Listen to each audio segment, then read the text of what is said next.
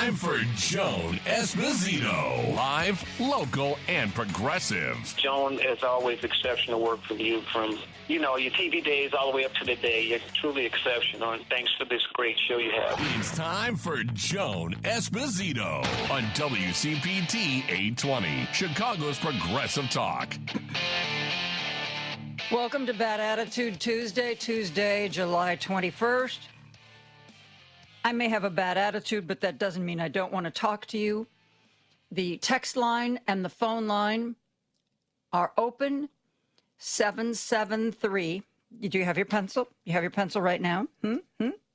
773 763 9278. 773 763 WCPT. We are going to be chatting about the news of the day. We're going to be reading your texts for the first hour of the show today. So please join the conversation. I guess we have to start with Iran, she said reluctantly. Is the door open to negotiation or isn't it? That's a very interesting question. And again, it depends on who you talk to. Donald Trump says no. Nope. No more talks. We are done with that. Our Secretary of State, Marco Rubio, begs to differ. He said that the door is always open. The door is always open for negotiation. We just need to, hear from Iran.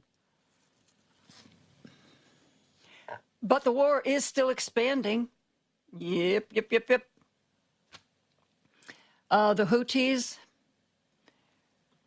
who are doing everything in their power to control another choke point in the Red Sea,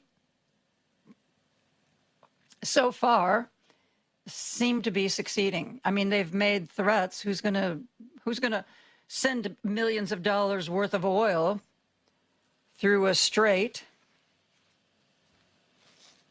that the Houthis say that they're going to harass?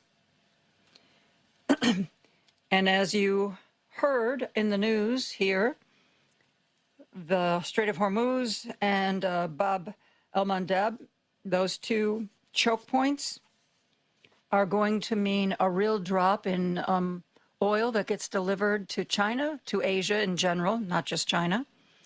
And you might think, oh, well, that's just Asia. No, my friend. This is a global market. You cannot put the brakes on one part of it and expect the rest of it to run smoothly. That's not how it works. So yeah, expect the price of oil and the price of gas to continue going up. Yay, something we can count on. And will we be talking? Who knows? I guess that depends on Iran, doesn't it? Donald Trump vacillates from we don't want anything to do with them, we're not going to sit down with them, to they're begging for a deal. A typical Trump, untethered from the reality, not really caring, frankly, ready to turn his back on this whole thing, despite the fact that the war seems to be expanding. By the way, that strait, that's going to terrifically affect Saudi Arabia. They're going to have to figure out how to go around, how to, it takes a while to build a new pipeline or to create a new route. But I imagine that's what they're trying to do as quickly as they possibly can. What choice do they have?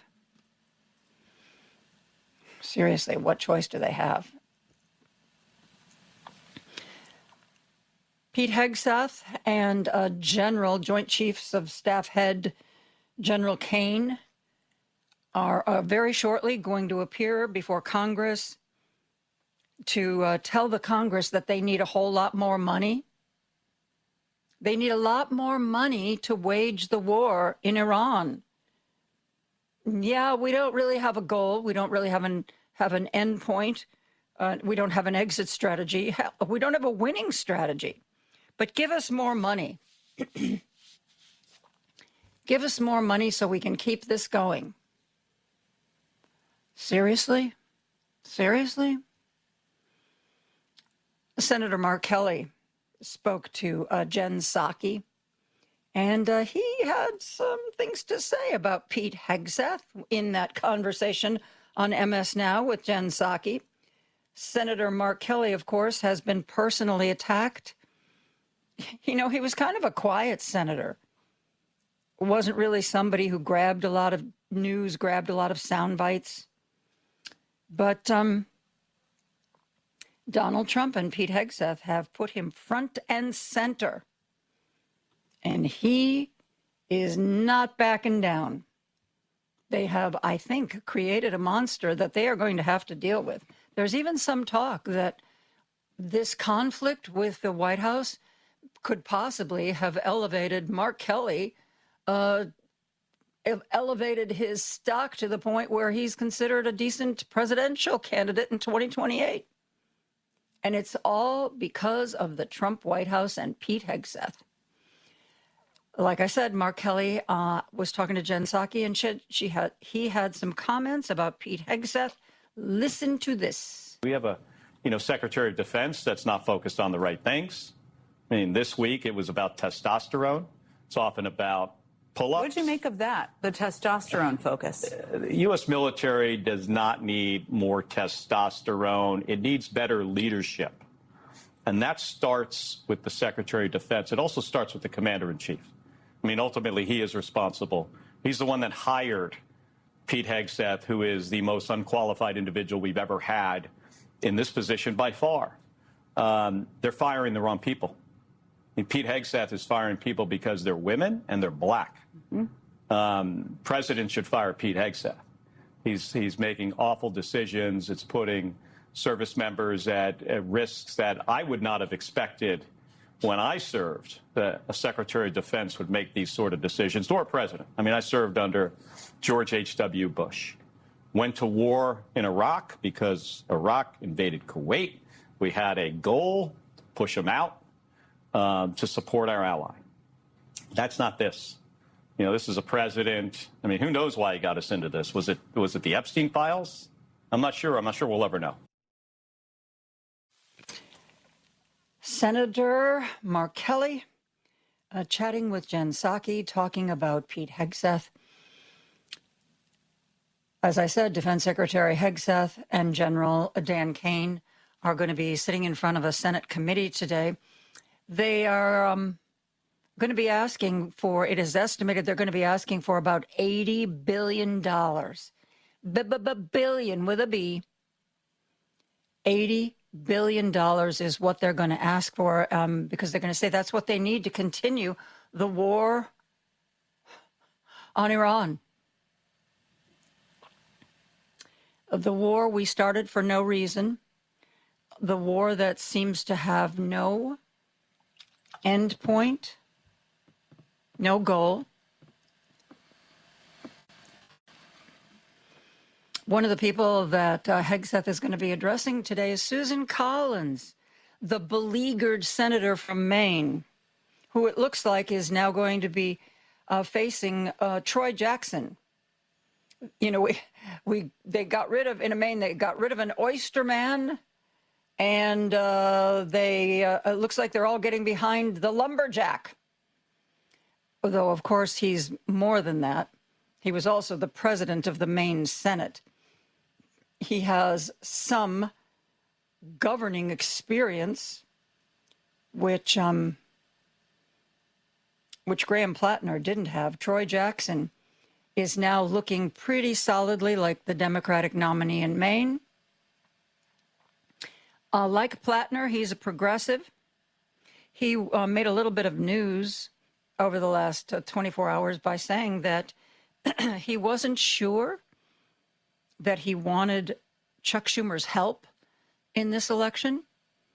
Maybe if it came without any commitments or strings, he would think about it. He still wouldn't sign off on it, but at least if Chuck Schumer wanted to help his campaign and literally asked him nothing in return, he might consider it. But he has, as have a number of people running for office, he has said that he would not support. He doesn't believe he would support Chuck Schumer to continue as the leader of the Democrats in the Senate. That is a view that is really been that has been gaining traction. You know, and Chuck Schumer hasn't done anything to help himself. Chuck Schumer seems to resent any young progressive that wins an election. When Chuck Schumer was trying to figure out who to run against Susan Collins, who was considered by many too old, he picked somebody even older. Yeah, Janet Mills was popular as the governor,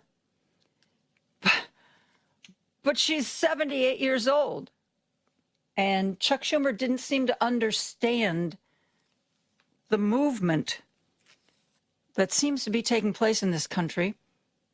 There are still, just let me correct, there are still far more centrists, Democratic centrists, who are going to be on the ballot in November than progressives. But the fact that there are any number of progressives on the ballot is a bit of a change. And the progressives are winning in places. Some places are known to be progressive. Some places have always voted more middle of the road or even conservative. And suddenly progressives are making their voices heard in a way that we have not seen before. So it'll be really interesting to see what happens at this hearing. If my guess is that Susan Collins is just going to be very, very careful. She's going to be, she's a Republican, and, she doesn't want to tick off the administration or Trump.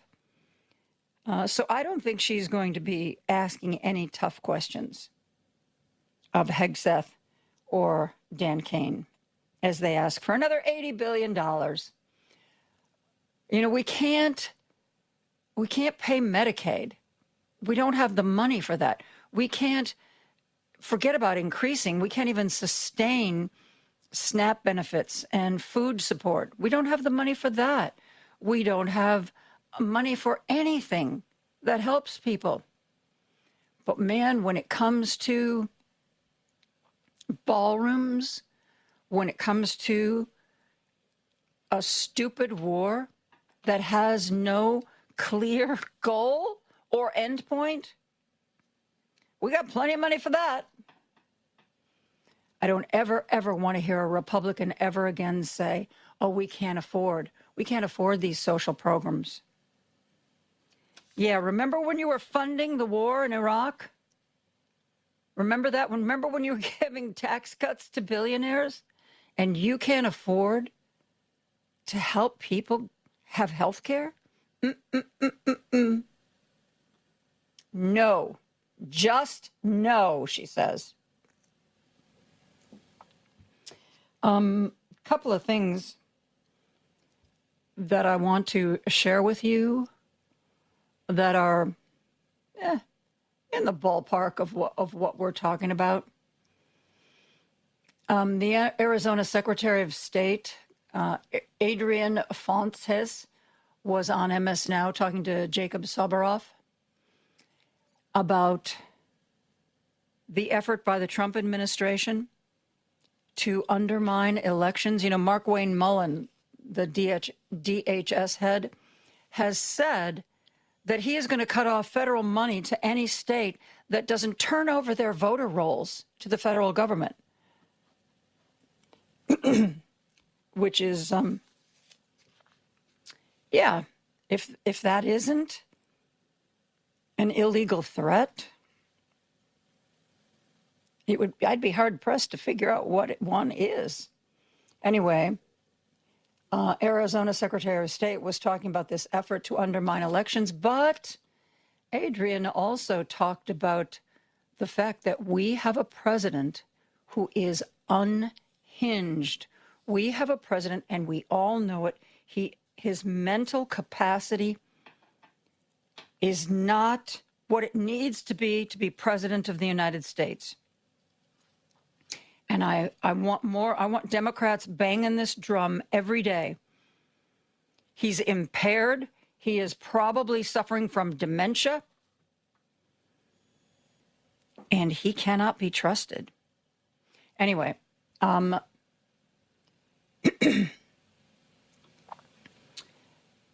let me share with you Secretary of State Adrian Fontes from Arizona talking about the efforts by Trump to undermine the elections. Well, a local publication quoted me as saying that he can go suck on a salt lick. The guy has no idea what he's talking about. Professional election administrators like myself are really, I'm sick and tired of being insulted by these folks who are completely ignorant as to how these systems work. And one of the things that Stephen said earlier was really important.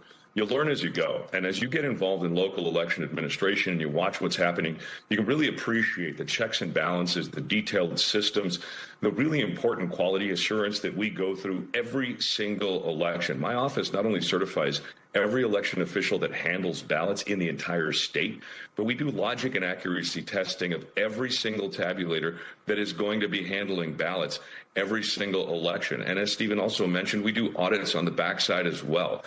So I don't know what these folks are talking about. It's a perpetuation of the campaign of grievance that Donald Trump has continued on. And maybe he's setting something up to try to make some excuses for what might be happening in the fall. But we believe as election administrators, and I truly mean this, and I think Stephen will agree, outcomes be damned. We're here to serve our voters, not politicians. We're here to make sure that democracy moves forward as that global example of how the consent of the governed matters, even more now than you could say, that we're facing this internal threat than we did back 250 years ago with that external threat. Ooh, let's pile on. Let's pile on right now with more criticism of Donald Trump. Representative Adam Smith was on MS Now with Chris Hayes. Ooh, listen to this one. We have a president who is unhinged. He is not connected to reality, and that's bad, but he's conducting a war. Service members are dying. The world is becoming more unstable, and he's not even really paying attention to it. So I would do the plea to my Republican colleagues, to responsible people in the administration, wake him up, at least in the war. And then, of course, you've got all the conversations about, what he's going to do with the elections and what he's doing with ICE agents all across the country. This is a scary time with a president who is kind of disconnected from reality, combined with wanting to execute a fascist takeover of our country and starting international wars. I mean, it's that bad, in my opinion. The story we were told was, we've taken out all their ballistic missile capabilities. They got nothing left. They're totally done. And then we get, having missiles fired and U.S. service members being killed. And the Washington Post saying we do not have enough to safely sustain operations. And I don't think the White House is aware of that, the official said. What do you make of that? Well, I think it feeds into the fact the president's not paying attention to what's going on. And look, we all knew, at the start of the war, yes, you can drop a lot of bombs and you can blow up a lot of their missile capability, but you can't eliminate it. They will still have the capacity to inflict pain, as they have demonstrated. And we don't know what our magazine depths are because, again, this is something that the administration has not been transparent about. I'm 100% confident that Trump doesn't know. I'm also pretty sure that even Secretary Hegseth doesn't know. They are just walking into a chaotic mess, and they just keep going, even though they have no idea where they're headed, and even though the cost of that chaotic mess continues to rise. I really hope somebody asks Joint Chiefs Chairman Dan Kane today, General Kane, what is the goal with our conflict in Iran? What do we need to accomplish to know that it's done and we can go home? What is it that we are doing in Iran? You think Susan Collins is going to ask that question? Ha! No. Got this text. Hi, Joan. Next on the Trump docket, Trump declares war on Canadian smoke. Ask Congress for emergency funding for a chain-link border wall to keep the bad smoke out, and stations National Guard troops at the perimeter equipped with leaf blowers.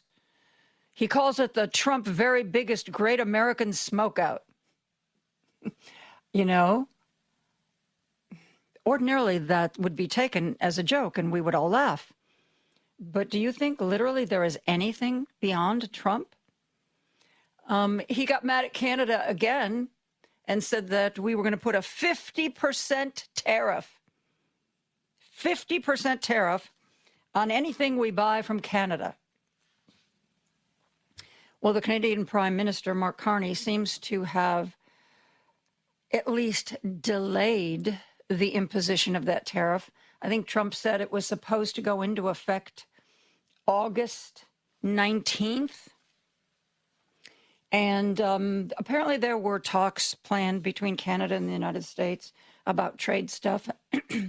And Prime Minister Mark Carney, along with Donald Trump, have agreed to, according to the Wall Street Journal, quote, accelerate trade talks, move them up, move them faster, in an effort to resolve friction and avoid a new 50% U.S. tariff on a series of goods. Donald Trump, this isn't because of the smoke. This is because Donald Trump says Canada has been discriminating against us. Did you know that? Canada has been discriminating against us. Okie dokie. Okie dokie. Those Canadians, man, you got to watch them every minute. Don't you think? They're sneaky and untrustworthy. One last note on the Iran war. You know how we've destroyed the Navy and we've destroyed the military and we've destroyed all the nuclear material. We've destroyed all the places where they used to refine the material. Is there anything else that I left out that we haven't already destroyed? Well, Israel is telling the world that it's pretty sure that the centrifuges, you know, the things that they use to refine their uranium, Israel believes that they've all been moved underground. But we destroyed them. As a matter of fact, Donald Trump has said repeatedly we've destroyed them. We destroyed them, and then we bombed them again, and then we destroyed them that time, and then we bombed them again, and we destroyed them that time. So we've destroyed the entire capability at least 3 times that I know of. But Israel says that there's a mountain called Pickaxe Mountain, and Israel believes that they picked up and they moved underground. Those, if it's like the previous underground facilities, it goes so deep into the mountain that even those, remember we dropped those, what are they called, bunker busters or something like that? The big bombs that are supposed to just not only take out everything on the surface, but most of what's below, they can't get this deep. There's a limit to the bunker busters, how far they can wipe things out. And it was believed before that Iran had moved their capabilities and their centrifuges and everything else at least a couple 100 feet lower than the bunker busters can reach. So yeah, maybe we'll have to wipe them out again. Let's wipe them out for the 4th time. Maybe that'll be the trick. We're going to take a break. We're going to be back with your texts and calls right after this. Joan Esposito, live, local, and progressive on WCPT 820. We are reading your texts. We are taking your calls. Let's go to the phone lines. Our good friend Dave's on the line from Hoffman Estates. Hello, Dave. Hey, Joan. I want to touch on what you spoke about yesterday towards the end of the show on Bergman, or as they call him, Cajun Jack. He inherited 2 properties up in the UP, up in Watersmeet, Michigan. The first one is in 2016 and 2018, Bergman's listed a metal storage building as their single-family residence. Problem with this, the fact that the building has electricity but no rooms nor septic field, and was used to store trailers and boats. No septic field? That's good. Yeah, it was just a giant, boat housing place. And then in 2020, they claimed that a cottage in over there was their single-family residence. The fact that the residence is closed after Labor Day and not reopened until May after the snow and entrance road melts. And at both of these properties, there is no mailbox. It has to be forwarded down to St. Francisville, Louisiana, where they lived. And like this guy that did this article, this is a few years ago, that area. I talked on different shows about it too. And I had mailed to the Attorney General and Secretary of State in Michigan copies of these things, and I asked them, how is this not fraud? And I guess they're okay with Michigan tax money paying this guy. And then, because on January 21st, 2020, the Michigan residency law was changed as that any building claimed to as a single-family residence must be livable and a place where the family actually lives full-time year-round. Well, that's a high bar. And there's bunches of people up there. They all call him, Cajun Jack, and they all know about it.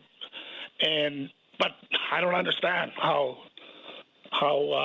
both, Attorney General and that they don't do nothing with it. Yeah. And even like in this article, they said, well, they'd wish that this paper or somebody would have Bergman show his driver's license or something just to show where his actual residency is and that, and to reveal where he's from. But it's so weird. There are a lot of campaign laws that maybe are confusing, what to do with finances and how to keep your books and that. But the idea that you need to live in a certain place, even I know that. I don't understand. It's like, it's like me running for a state legislature in Michigan. Oh, right. Yeah. Well, I visited. I stayed in a hotel in Michigan. I had dinner in Three Oaks. Yeah. Well, yeah, that and the fact that they clamor, these Republicans clamor for a voter ID. I think maybe people should start clamoring for politicians' ID. Yeah. And then talking about those fires, you were mentioning, them are what they're called peat fires. And my peat moss. P-E-A-K? P-E-A-T. Oh, peat.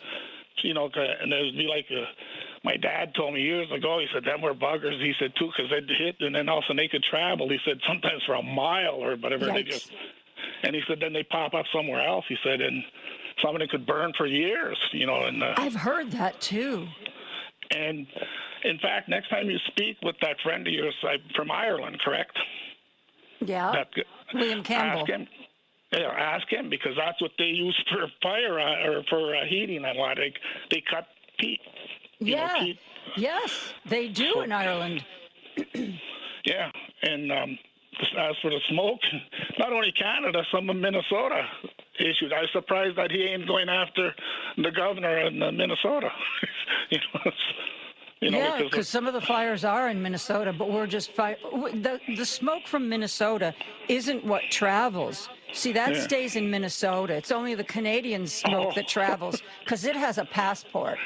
Well, I was hoping that he'd whip out that magic Sharpie and start drawing a different path, but and so you can get the others. And as for the forest, that time, the cleaning, remember in his first term, he had said that in Finland that the Finns rake the forest clean. Oh, yeah. Well, that's I think why Canada had the fires. They weren't out sweeping the forest floor. Yeah, We all know that's how you prevent the fires, right? Oh, yeah. And then Finns thought it was kind of funny because then they started doing memes where they showed them out there with vacuum cleaners and stuff like that. And Yep, I remember that. Anyway, thanks, Joe. Let me get off so others can Thanks, get Dave. this. Be well. Appreciate that. Here's another text. Hi, Joan. I think Trump wants Iran to attack our country so that the Trump administration can blame leftist terrorists for the attack and then declare martial law. Then what choice would Trump have but to shut down our elections? I know this is a worst case scenario, but I put nothing past this fascist government. Joan, please tell me that I'm wrong. Nancy. There's only one reason that I can think of that you are for sure wrong, and that is simply that Iran can accomplish more by attacking our bases in the Middle East. First of all, the question of whether or not Iran has the capability of actually attacking the mainland, probably not. They probably don't have any missile that could go that far. And, you know, we've decimated their Navy, so they sure couldn't come over by boat. But they have correctly figured out that they can do more damage to us with what they're doing now, Nancy, because now not only are they attacking the United States by proxy, by attacking our military bases, but they are showing with every attack that gets through, they are showing our Middle Eastern allies that the United States cannot protect you. You better rethink having their bases on your soil. You better rethink your relationships with them because you know what? Iran is here to stay. And you can't count on the fact that the United States is here to stay. And you certainly now are learning the lesson that the United States is not going to protect you. Yeah, right now, most of their Iranian attacks are on military bases. But remember, when this whole thing first started, remember when they were attacking, like, you know, airports? Remember our good friend Randy Manor got stuck? He was trying to get to Thailand, and he was supposed to change planes in Doha when the missiles started attacking the airports. So that's I think, Iran knows they can do more damage with what they're doing now, Nancy, and it would be very hard for them to have the capability to get their munitions to us. Let's go back to the phone lines. Ron is on the line from Chicago. Hello, Ron. Hello. Yes, Trump is talking about 50% tariffs on goods from Canada, and I was thinking, whatever happened to the fentanyl crisis? You know, it was one time it was all these fentanyl drugs pouring in from Canada and pouring in from Mexico. We were going to invade Mexico. Maybe somebody finally told Trump that most of the fentanyl comes from China. Do you think maybe that's possible? That most of the fentanyl comes from China, folks. Well, I hope you got the message.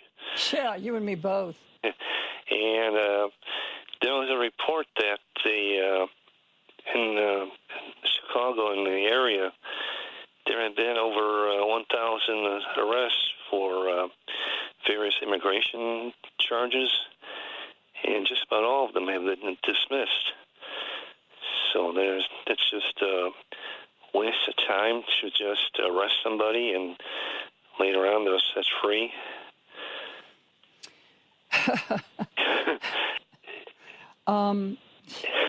What do you think? I think it's a waste of time. It's just wasting, ICE is wasting our time arresting people, and it doesn't even go to court. Yeah. Well, or it goes to court. My favorite part is when it goes to court and then gets thrown out. Yeah, that happens time after time.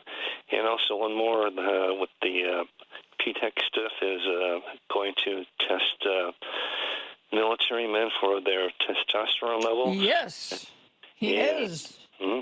And are they going to use a Peter meter? Oh God. I and what are they going to Are they going to test the women too? Because Pete Hegseth hasn't completely gotten rid of all of the women. No. Maybe he thinks there's some transgendered people in the military too. I think that's what he's looking for. Oh, God, who knows what he's looking for? Does he even know what he's looking for? No. No. The corner bar. Yeah, really. Ron, right, thank you so much for the call. I really appreciate it. Before we go to break, there is something that I want to share with you. You remember the military man who showed up on the Capitol steps dressed in his uniform and was calling for Donald Trump to be impeached, convicted, and removed, and was taken into custody because you're not allowed to do that when you're actively serving and especially not wearing the uniform. He posted on social media a thank you for the people who have supported him and contributed to a legal defense for him. And he said that when he did what he did, he fully expected that he would be doing it alone. He knew there would be consequences. He didn't particularly think there would be much support, but he has found that not to be the case. Jason Watson felt that with everything going on, even though he was active duty military and not supposed to do any kind of protesting like this, he did. And I ran across this post he made on social media, and I just thought it was so touching and so heartfelt. I wanted to share it with you. This is Jason Watson talking about what he did and what the aftermath has been. Hello, everyone.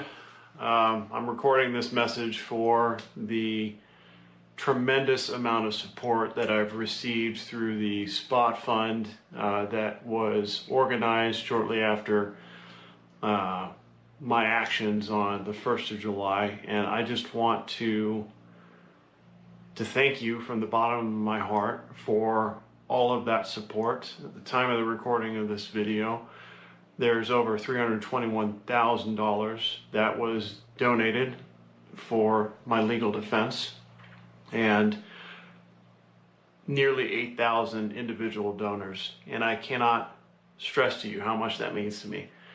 I came into this thinking that I was going to be on the loan on the backside, and thinking that I'd be lucky to get some kind of pro bono support, and just kind of making my peace with that. But thanks to your contributions, so much more is possible. And I hope that you trust that I'm going to do my best to honor the faith that you've placed in me with those donations and to put it to very good use. So thank you so much for all of that support. It means the world to me. Thank you. Jason Watson, facing court-martial, possible prison time. We're going to take a break. We'll be back with more after this. Joan Esposito, live, local, and progressive on WCPT 820. It is the first hour of the day, and as you know, Monday through Thursday, we take your calls and read your texts, 773-763-9278. I may also have Paul open up the phone lines in the final hour today. Jill Wine-Banks is going to be here for an hour, and any question you have about any things that are working their way through the courts, feel free to text me or give Paul a call and join our conversation. Right now, we're going to go to Franklin Park, where Al is on the line. Hello, Al. Hi, Joan. Good afternoon. I was just calling to remind you that we're 105 days from the midterms right now. Oh, be still my heart. And we will be 100 days from the midterms this Sunday. And we just have to really keep that in mind and be focused on getting the vote out everywhere. And it's ridiculous. You know, I was sitting here looking at when the ICE murder of Mr. Gonzalez happened here in Franklin Park, and that hasn't even been a year yet. that was what is it? September 12th. So 2025. And man, that seems like a lifetime ago, and everything that has happened.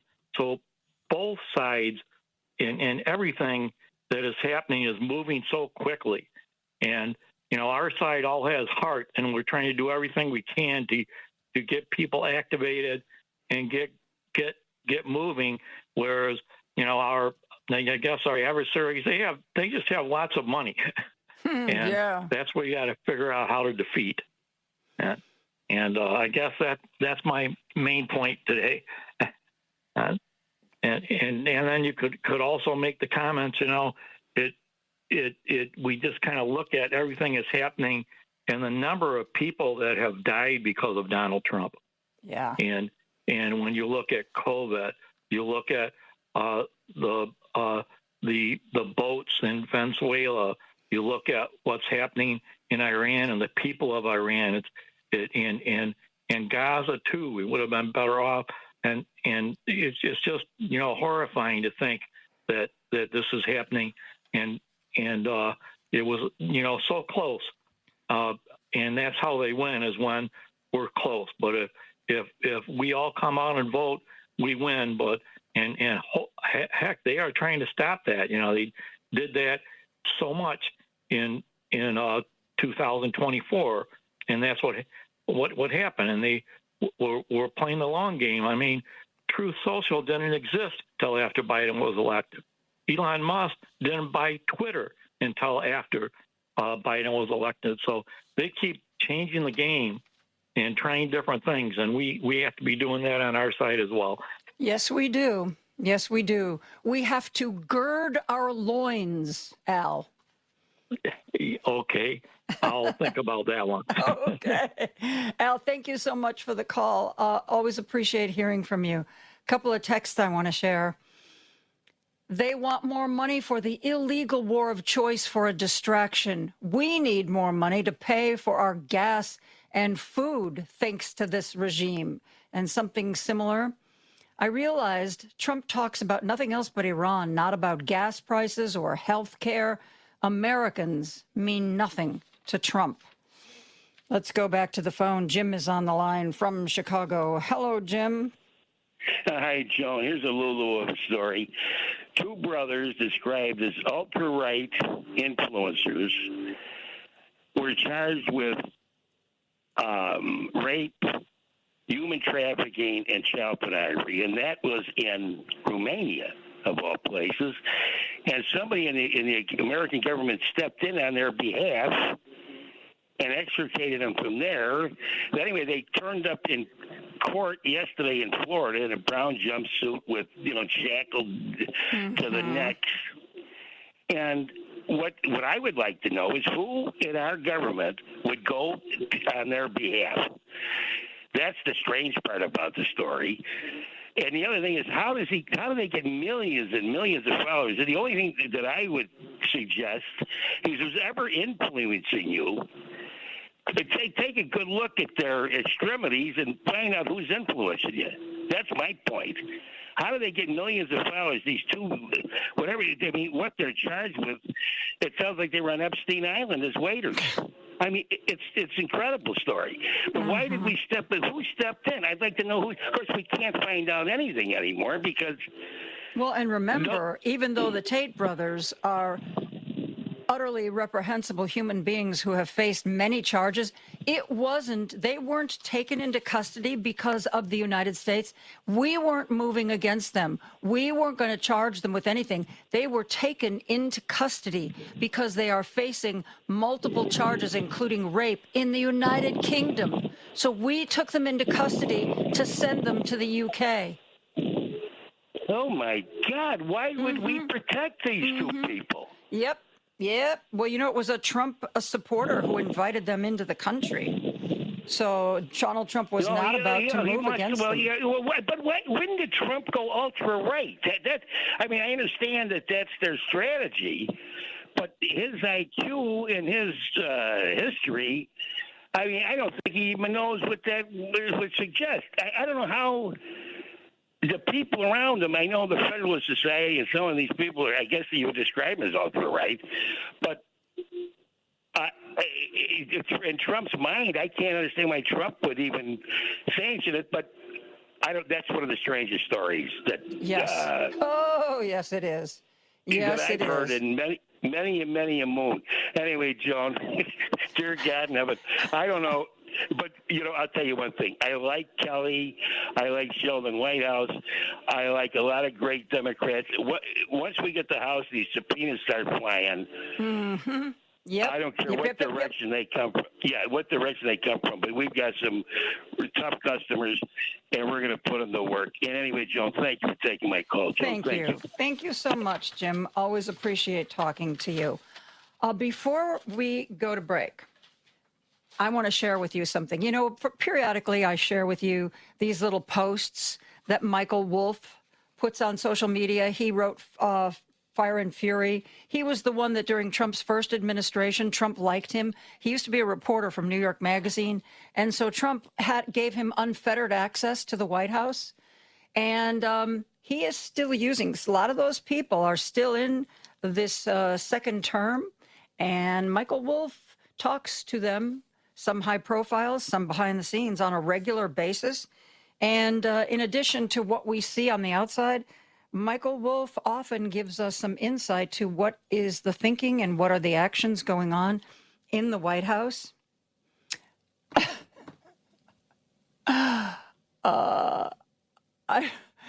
Essentially, I'm going to share this with you, but Michael Wolff has decided, along with apparently some of the people who support Trump, that Trump is crazy. Okay? I mean, I know that's not a huge surprise to you, but the more people who talk in the open, the more high-profile people who say he's impaired, he's suffering from dementia, he is crazy. I think that is going to form a wave. That's how these things build. It isn't just one voice crying out in the desert. It is a cacophony. Anyway, I want to share this with you just for your enjoyment. Michael Wolff. I've sat face to face with Donald Trump, eyeball to eyeball, while he's tried to explain why he believes the 2020 election was stolen from him. This is a weird and frightening experience. Fragments of disconnected information, jumbles of numbers, unnamed forces trying to do things to him. He won't say, he knows who they are, but won't say who they are, plots against him. I mean, in this thing that you see in his eyes. On one occasion, he kept me there for almost 2 hours, explaining, insisting, justifying. At one point, as we talked, locking his hand on my arm to keep me there. Now, if he's doing this to me of all people, he'll do this to anybody. It's obsession, delusion, paranoia, an abiding belief on his part in a reality that no one else accepts. He may very well use this as his excuse to interfere with the midterm elections, and the consequences of that would be terrible. But in a sense, the larger issue is that he believes in this, that fantasy at some level has taken over a good part of his thinking. And I mean this not figuratively. This is, in other words, crazy. He's crazy. The President of the United States, and here is where history will focus on this issue, if not others, has departed reality. And how do we predict what a crazy man might do? Michael Wolff. And, if indeed Trump has frontotemporal dementia, the sad thing is when he finds gaps in his memory, his brain makes up stories to fill those gaps, and he believes that he believes whatever story his brain has created is true. I think he does believe that there's a conspiracy against him and the 2020 election was stolen. Doesn't make it true.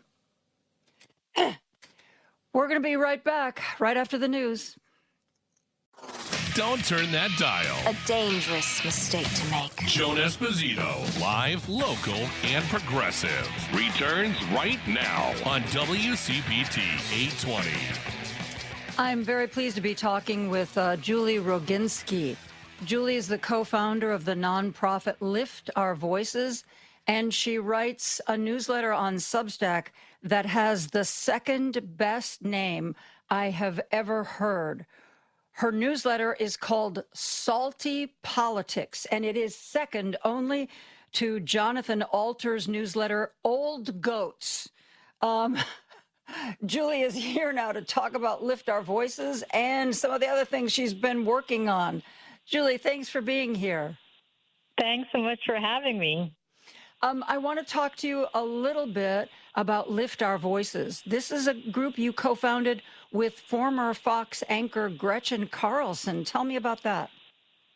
Well, thanks. Thanks for asking. Lift Our Voices came about originally as a result of Gretchen's and my experiences at Fox News and also separately my experiences being silenced by an NDA by former New Jersey Democratic Governor Phil Murphy. And as a result of both Gretchen's experiences with forced arbitration and NDAs and mine with non-disclosure agreements, we decided to create a nonprofit that was going to eradicate silencing mechanisms in the workplace, specifically focusing on forced arbitration and NDAs. I don't think most people realize that they are most likely bound by a forced arbitration clause, and so many of them are bound, more than half, actually, by some accounts, by NDAs that prevent them from discussing. And that's a really important point because, you think of, you make a complaint against a company, they write you a big check, but in return, they want you to sign an NDA. This isn't a voluntary thing. This is something that you have no choice about. Well, it's actually worse than that because typically what you may not realize is somewhere buried in your onboarding documents, whether you work at a big box store or you're the CEO of a major corporation, you have something called a forced arbitration clause, which means that if something really bad happens to you, if you're subjected to discrimination or retaliation or until we change the law, sexual misconduct, and you go to HR and you say something bad happened to me, they will send you to forced arbitration, which means that an arbitrator that most likely they choose gets to decide what happens to you. And believe me, what happens to you is that they rule overwhelmingly on behalf of the company. You are forced to leave the company, usually with an NDA. You can't tell anybody about what happened. And all of a sudden you look around and you wonder, what the hell happened to my life and to my job and maybe to my chosen career? And I think that's something most people don't realize can happen to them until it's way too late. And that's what we're working to change. Exactly. And, there's this also touches on the Epstein matter because a few of the victims that pursued some sort of remuneration signed non-disclosure agreements, and some of the people who we'd now love to hear from, who did what to you? What did you see? Who did you see? They cannot say that, and it's easy for somebody sitting back to say, "Oh, well, they should just come forward anyway. NDA, the heck with their NDA." But a company with deep pockets can make your life very miserable if you've signed an NDA and you choose to violate it. Oh, 100%. I mean, I want to be very clear. We did change the law with respect to sexual misconduct, that if you have something called a pre-dispute NDA, in other words, you signed it on the first day of work and you never sued and you never did anything to make this company know that you wanted any kind of legal activity, you can come forward now with respect to sexual misconduct. We changed that law back in 2022. It's called the Speak Out Act. And so I urge people to take a look at that. If you are an Epstein employee and you witness something, not just experience something, but you witness something at work and you had an NDA that you had to sign as a result of your employment with Jeffrey Epstein, you should know that you can now come forward. The law was changed in 2022, and part of what we do at Lift Our Voices is educate people about the fact that these laws exist. They may not know they exist. And so if you work for Jeffrey Epstein and you're listening to me right now, please, if you have any information and you witnessed anything happening or something happened to you, and you never sued, you can come forward.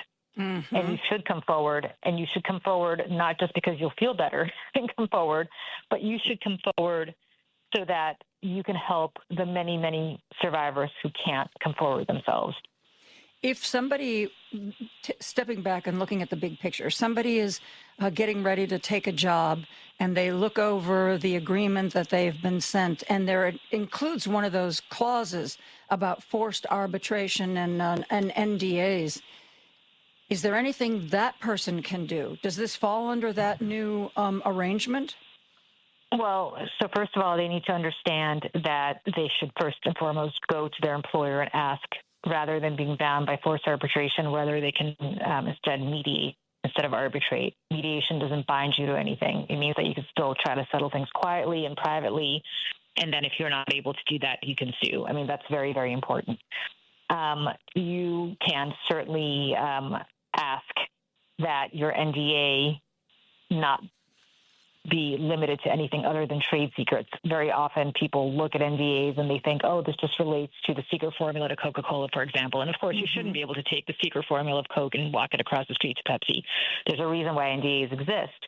But in the last 20, 30 years, really since the Anita Hill scandal, companies have used NDAs not just to cover up trade secrets, which they should and have proprietary reason too, but they use them now to cover up all sorts of bad toxic behavior, and that's what we're fighting against. To make sure if something bad happens, that it never sees the light of day publicly, that they don't have to deal with the public fallout. Well, absolutely. I think what happened, you had a very small number of companies using NDAs for anything other than proprietary trade secrets in the early 90s. And then, I don't know if correlation is causation, but right around the Anita Hill hearings, you had, as you remember, the Year of the Women. So many women ran in 1992 as a result of Anita Hill and won, and that was such a successful, wonderful movement. But at the same time, companies took a look at Anita Hill and they said, oh my God, we cannot afford to have an Anita Hill here. And instead of taking the right lesson from this, you get rid of bad actors right away, what they did was they said, we better shut these women up so that we're not going to be the next Clarence Thomas. We're not going to be embarrassed publicly. And that's when NDAs really started to explode. And again, I have no evidence of, correlation is causation or, but nevertheless, it is true that since the early 90s when Anita Hill's hearings happened and her testimony happened, you've suddenly had this massive explosion in both arbitration and NDAs that specifically were designed to cover up toxic workplace issues. I do want to also say, if you have been sexually harassed or sexually assaulted at work and you are bound by a arbitration clause, we have changed the law. That no longer applies to you. Your boss doesn't have to tell you that it no longer applies to you. You have to know that yourself, but understand that under the Ending Forced Arbitration of Sexual Assault and Sexual Harassment Act, you no longer are bound by forced arbitration if you have been sexually harassed or assaulted. I have just immense respect for Gretchen Carlson. She was, if not the first, certainly one of the very first high-profile women to make an accusation like this. And I can tell you, from having spent 20 years in local television, there almost isn't a woman who can't tell you a story of either inappropriate remarks, inappropriate touching, forced kissing that she has gotten from a boss. And the knowledge was always, this isn't right. You try to get out of it as best you can, but you also knew if you spoke up, it would be the end of your career. You would, whether or not you had any success, and oftentimes it's he said, she said, you would, regardless, nobody would ever hire you ever again.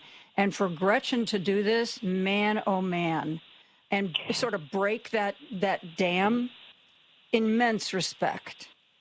Yeah, I mean, what Gretchen did is she came forward in July. This is just her 10-year anniversary just last week. Came forward in July of 2016, and I was still working at Fox when she did.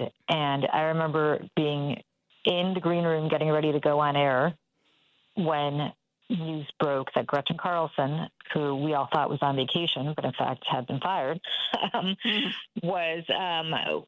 filed this lawsuit against Roger Ailes. And Roger Ailes, I mean, I worked for him. He was the most powerful man, not just in media. He was one of the most powerful men in the world.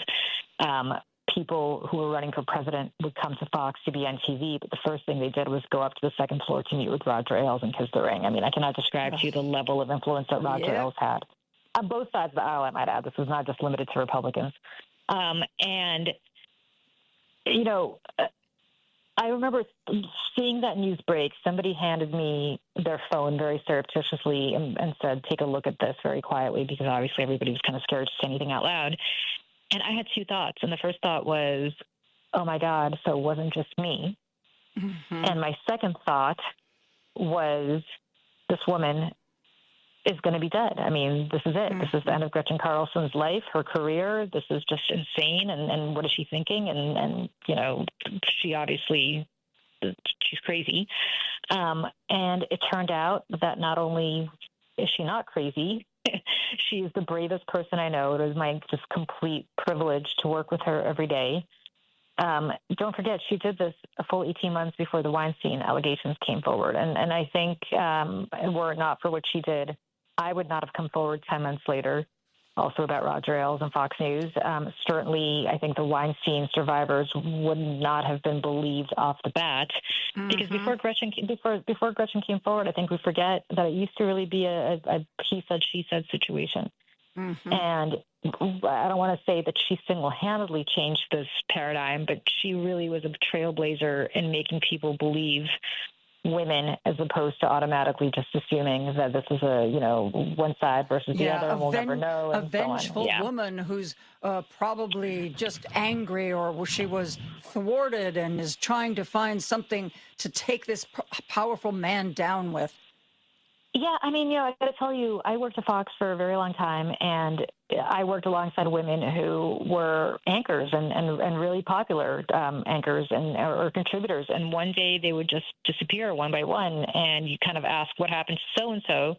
And the answer was, oh, her contract expired, and, you know, they didn't renew it because the ratings really weren't good.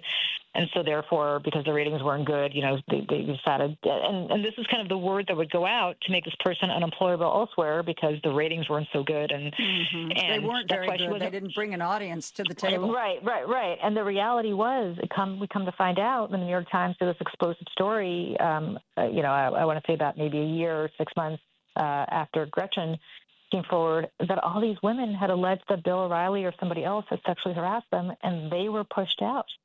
And the ratings were just fine. They just had the misfortune of going to HR and complaining about the number one anchor at the time at Fox News.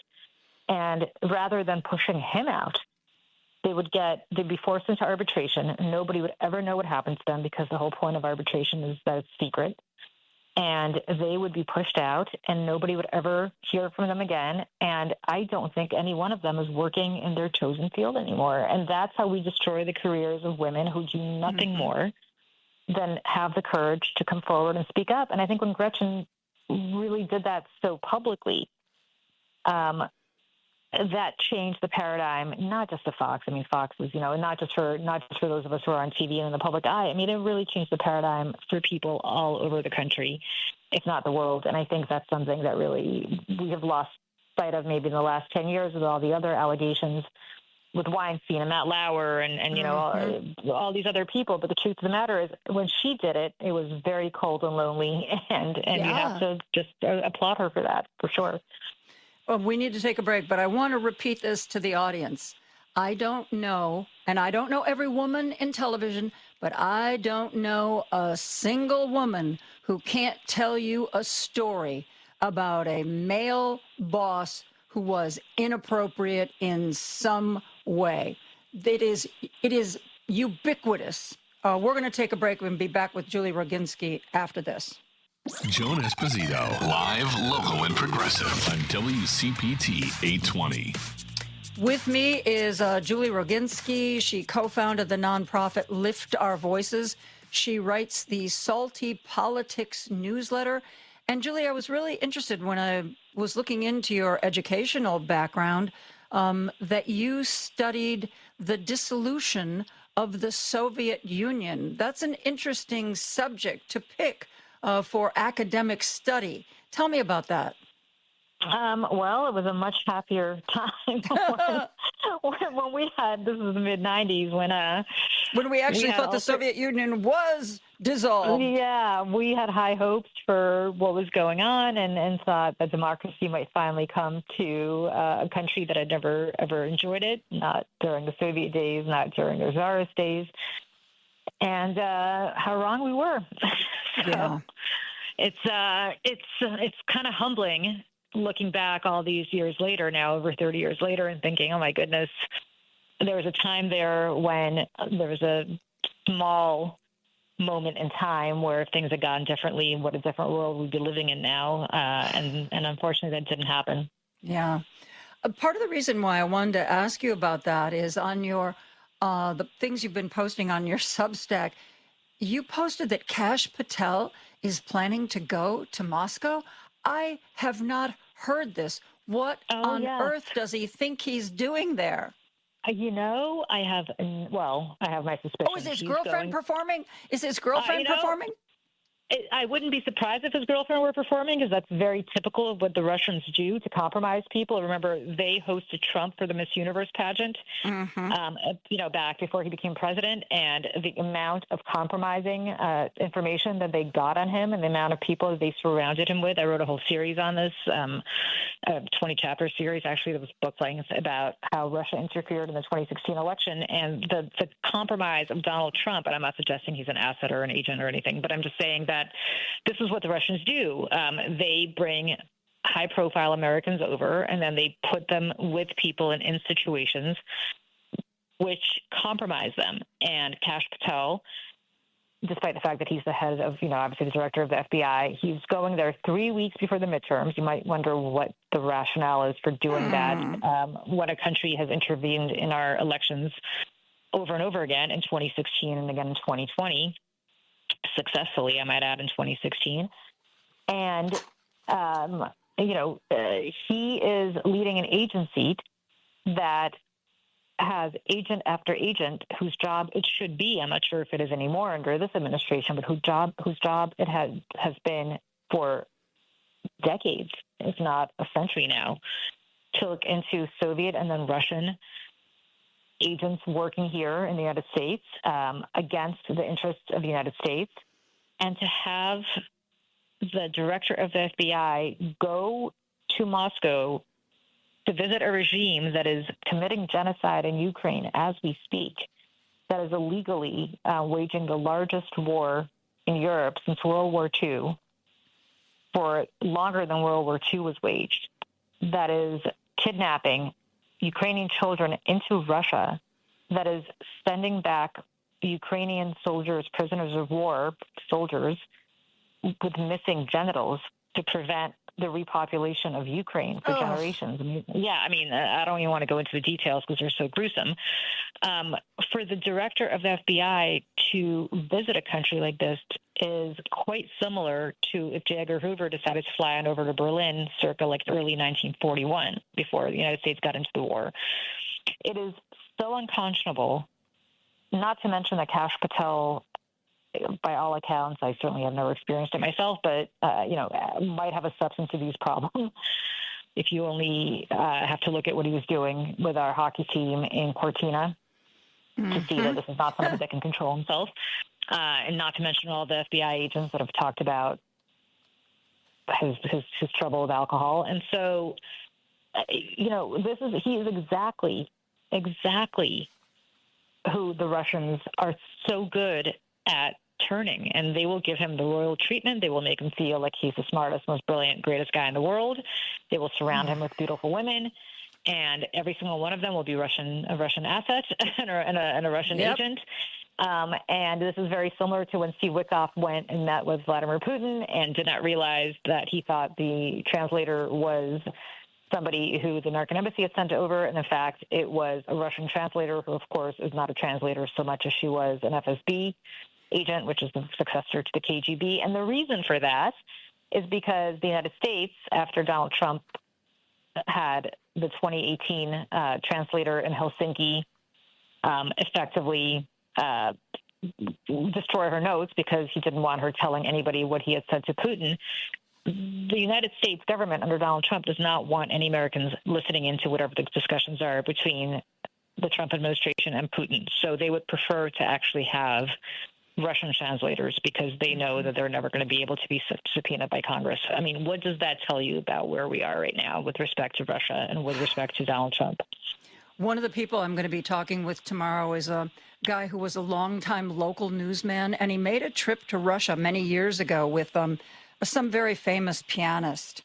And he talks about how these beautiful women would come up to him, would sometimes follow him, and he would look at them and he would say, "I know you're KGB." You know, they'd be like, no, we're just attracted to you. He's like, "I know you're KGB." And, you know, he really wasn't there to, you know, do anything untoward. So he sort of felt that it was amusing. But he said there were beautiful women following him everywhere. And you know what? He's got an ego, but even he knew that wasn't just his looks. Yeah, I mean, there's a Russian word for it. It's called kompromat, and it's effectively established to compromise you. And maybe they'll use it, and maybe they won't, but they'll have it in their back pocket. You know, it's like The Godfather, right? Like, should I ever need the favor from you? Whatever that phrase was in Godfather. You have to return the favor, and it's the same kind of thing. I mean, you know, God knows what they had on Trump when he went to Russia for the Miss Universe pageant. God knows what they had on Trump all the way going back to 1987 when he and Ivana went back to Moscow for the first time. And this is somebody who's been traveling to Moscow, as have the Trump children, for decades. And, you know, knowing Donald Trump, knowing some of the people around him, is there any doubt that they were up to things that they probably would not want? I'm not suggesting they were, you know, selling out American secrets. I'm suggesting that somebody might have slept with somebody they shouldn't have, or gotten drunk with somebody they shouldn't have, or said something they shouldn't have inadvertently after having a few drinks. I mean, you know, these are all things that the Russians are so very, very good at. The Soviets were excellent at this, and Putin, don't forget, was a KGB spy before anything else. And this is what we're dealing with. And the director of the Federal Bureau of Investigation, whose job it is to fight against these tactics here in the United States, is actually traveling to Russia, which is just astonishing 3 weeks before the midterm elections, which begs the question, why? Why? Oh, Julie, thank you so much for joining us. What you talked about, what you have done with Lift Our Voices and the Salty Politics newsletter and on Substack. I want to talk to you maybe after Cash gets back, and you know we should chat about exactly what the head of the FBI was doing in Russia. God help us. We'll never know until the Russians want us to know. Yeah, really. Thank you so much for being here. Of course, my pleasure. Take care. Thanks for having me. Oh, you're very welcome. We are going to take a break. We're going to be back with more after this. Now back to Joan Esposito, live, local, and progressive on WCPT 820. Some really interesting Chicago stories in the Tribune today. One of them, remember how Chewy Garcia pulled that stunt where, you know, he was a shoo-in to win re-election. Nobody wanted to challenge him. So nobody went out and got signatures. Nobody wanted to get their name on the primary ballot. And then, like the last day to turn in petitions, he was like, oh, you know what? I don't think I'm going to run for re-election anyway. And Patty Garcia, his chief of staff, I think she was, suddenly showed up at the Board of Elections, and she had all the signatures she needed to get on the ballot. It was a playbook that you used to see from the old machine, but Chewy Garcia was supposed to be better than that. He was supposed to be a non-machine sort of guy. And there were a lot of people who got very angry about this.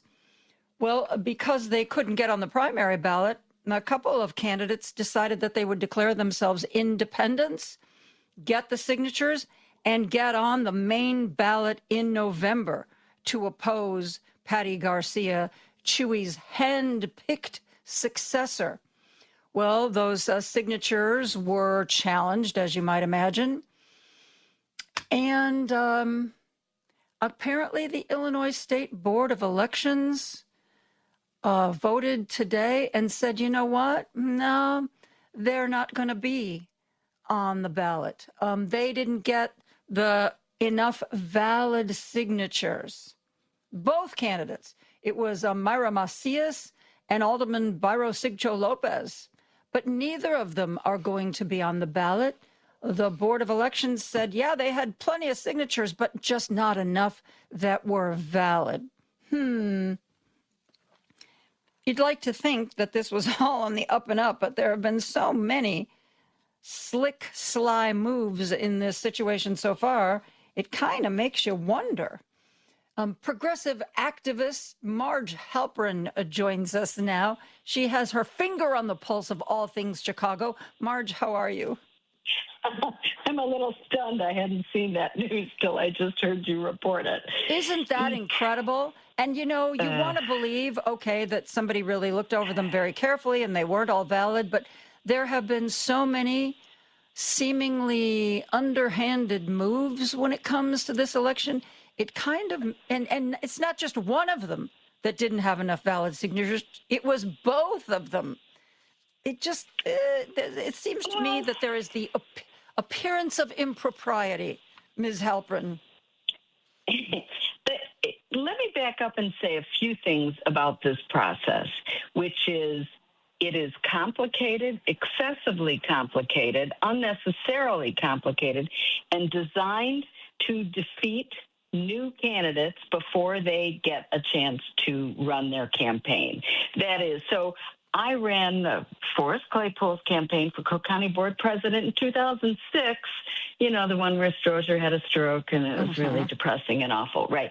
So, but at any rate, what I learned from that process, when you deliver your petitions, they have to be collated in a certain way, binder not stapled, different ways to present the different people who pass them. There's a whole lot of technicalities that have zero to do with how valid the signatures are. It's about whether you hired one of, at that time, two, probably not many more lawyers available who know all those details and will go with that fine-tooth comb and make sure that your stack of papers is presented precisely as the law requires. So that makes it kind of easy to get your signatures invalidated because you didn't pile them up in the right way. And for candidates who didn't know they were going to run until kind of late in the game because of the way Chuy Garcia handled his announcement, they might well have not had the time or expertise to put their piles of papers together in the right way. We in this state sorely need to reform this process because it defeats good candidates before they get a chance to talk to the voters about their campaign. And I don't know why these were discounted, but I suspect they got tripped up on some of these details. I think Patty Garcia's were not challenged, if the version I'm reading now from WTTW is correct. So there are a lot of ways to screw it up, and none of them have anything to do with valid signatures. That is, I don't think for a minute these are forged signatures or fake. Sometimes an overzealous petition passer will, do something they shouldn't do and a page is thrown out. But to have this many ballots thrown out or petition sheets thrown out makes me think they didn't follow the rules to the letter. I could be wrong, but that is my first thought. And I truly believe that we need to reform this process if we want new candidates. It was designed for the machine. The machine had their lawyers. Like I said, there were like 2 or 3 at the time I did this 20 years ago. But there aren't that many who are qualified, and we really should fix this process to be more open to new candidates. And here's 2 people who are victimized, I think, by the process, probably. When you were going through this process for Forrest Claypool, did you get a sense that all of the hurdles you had to jump were put there to make sure that everything was, fair and on the up and up? Or did it feel to you like it was put there to make it unnecessarily cumbersome? Oh, the latter.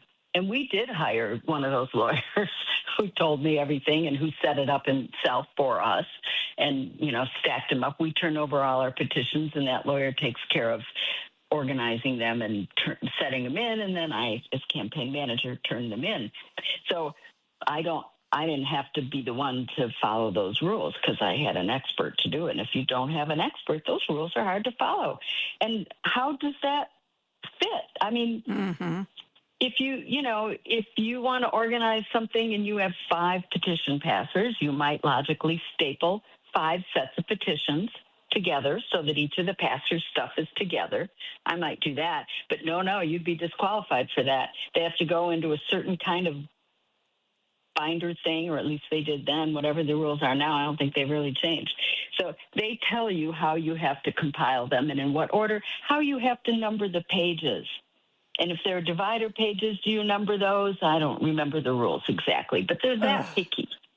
And they have nothing to do with the qualifications of a candidate, and they have nothing to do with whether those signatures are valid. So I'm doing a lot of speculation here, Joan. I don't know if, maybe one of these stacks did have several pages of Xerox copied signatures or fraudulent signatures. I don't know. And the process should catch those things. But if signatures are not declared valid because of the process, that's a state crime, in my opinion. I don't know what the case is here, so I didn't mean to go too far on a tangent because that's the fact of talking to somebody who's been through the process and can speak to it. That's really valuable, and I thank you for that. Marge, we need to take a break. Marge Halperin and I are going to be right back after this. Joan Esposito, live, local, and progressive on WCPT 820.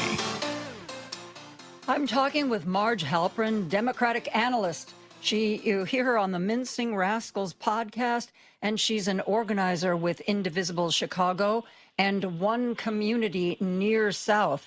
You will also be hearing the dulcet tones of Marge Halperin on WCPT's airwaves, the 7 p.m. this Sunday. Tell us about that, Marge. Yeah, so my Indivisible chapter that is called Blue Beginning, well, never mind. It's a silly name. We thought we'd change it down the road, and we never did. So our chapter is called Blue Beginning, and we meet at the Hideout once a month, and we do a political panel show, basically. So last night, the show that will air Sunday night, we were talking to folks about the tension in the Democratic Party between, let's say, party regulars, or you might call them corporate Democrats, and the Democratic Socialist wing of the party that is emerging. The discussion included 2 really great panelists, Kevin Schultz, a professor of the department and chair of the Department of History at UIC, who his latest book is called Why Everyone Hates White Liberals, including white liberals. I think you've had Kevin on your show, too. So that was his starting point. And then we had Alderman Andre Vasquez, who did run for council as a Democratic Socialist and speaks for that wing of the party. So not that Kevin speaks for one or the other because he's an historian. But the conversation was really enlightening. I know you're watching what's happening in Michigan with Abdul El-Sayed, and there were 2 in that traditional Democratic category, one McMorrow was forced to drop out, and now there's only one who is being attacked for taking AIPAC money, while al-Sayed is standing up for Palestine and opposed to funding the war machine that Israel is using there. So there's a real dynamic happening in Michigan. Meanwhile, in Wisconsin, people may not be paying as much attention to Wisconsin, where there's a race for governor that is shaping up the same way, where the candidate there from the DSA is emerging as pretty strong in the primary. Now, both of those states have their primaries in a couple of weeks. So the debate, and I'm sure you've covered this before, maybe even with me, because it's been on my mind for a while. Do we elect somebody that is from the farther left perspective in a primary? By doing that, do we hurt our chances of getting statewide votes in a general, whether it's governor or U.S. Senate? Obviously, we need a statewide plurality that's going to have to include independents and people who may not be as left. And the traditional pundits will say, you got to fit to the state, and Wisconsin's a more conservative state. You better be careful, or whatever they have to say. And yet there's so much support around these candidates in both states. I have that little voice in my head that says, when faced with the same question for 24, what did Republicans do? They went hard right. Yep. Because people were fed up with what Democrats were doing in office. So now we're all fed up with what Republicans are doing. Do we grab a chance to go hard left, or do we pander to the middle? That's what Clinton was. That was exactly, why we had Bill Clinton, and Joe Biden too, really. So if not now, when is a logical question. I don't have a good answer to that question. These voices are in my head arguing just like they are probably in yours. I think there are certain members of the Democratic Party who've become a little bit hysterical over this. That is somehow the end of days. And what really ticks me off is, as you know, most of our lives, we've been told as a Democrat, you have to remember we're a big tent. And sure, maybe there's a Democrat running in this race who's like anti-abortion, but, that person is representing a very conservative district.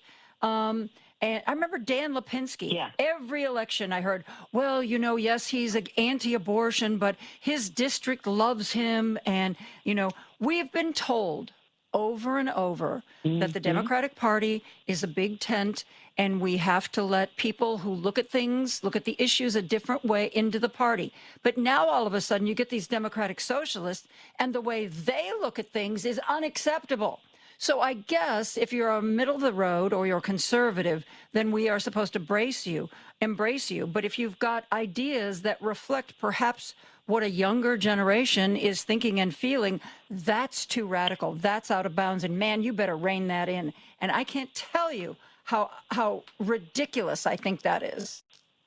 Yeah, and I'm glad you mentioned that it's a younger voter population that is surging for the DSA candidates, because we're also hearing traditional Democrats wring their hands about not being able to involve young voters. Yeah. Well, that's it was like Zoran Mamdani in New York. Right. We want young people. We want them to run for office. But Marge, we don't want them to have different ideas than ours. We want them to be just younger versions of us, the older members of the party. And then we will embrace them. It's just the age thing. We don't want them to have different ideas. We just want them to have a younger age. Right. We just want them. We want the next generation to continue what we've done. But what we've done ain't so hot. It hasn't been working so well. And I think, yes, you're right. The idea that you wanted Bernie Sanders, but you got Hillary Clinton and you should vote for her. And believe me, I supported Hillary in the general. No doubt about it. I supported her all the way. I do. But anyway, that's the backstory. So then, but now if you have a DSA candidate, you expect us, the party regulars, to back that candidate? No, you were supposed to come along for our candidate. It's exactly what you're saying. And I understand that. And our discussion last night was so enlightening and informative on this very question. And if we want the party to really have right now, no one knows what Democrats exactly stand for. There's Chuck Schumer, who just has strongly worded letters for things. There doesn't have to be one piece of paper with ideas that represent each and every one of us. We're a big tent. Remember that? Remember that? I think that big tent goes both ways. There are many entrances and exits to that big tent. Yeah, I think that's true. And if this is where the new generation of progressive voters is leading us, I think we should pay attention and follow. But there's a lot of resistance within the party to that. And, the money, the traditionalists control a lot of money from the party. And are they going to, we'll have to see. It's uncharted territory, and it's happening all over the country. We have DSA mayors, not only in New York, but D.C. is about to get one, and Seattle has one too, I think. So this is a national movement that the party regulars ought to pay attention to and ought to be listening to. And I'm not sure what it'll take to bring them along. Mm-hmm.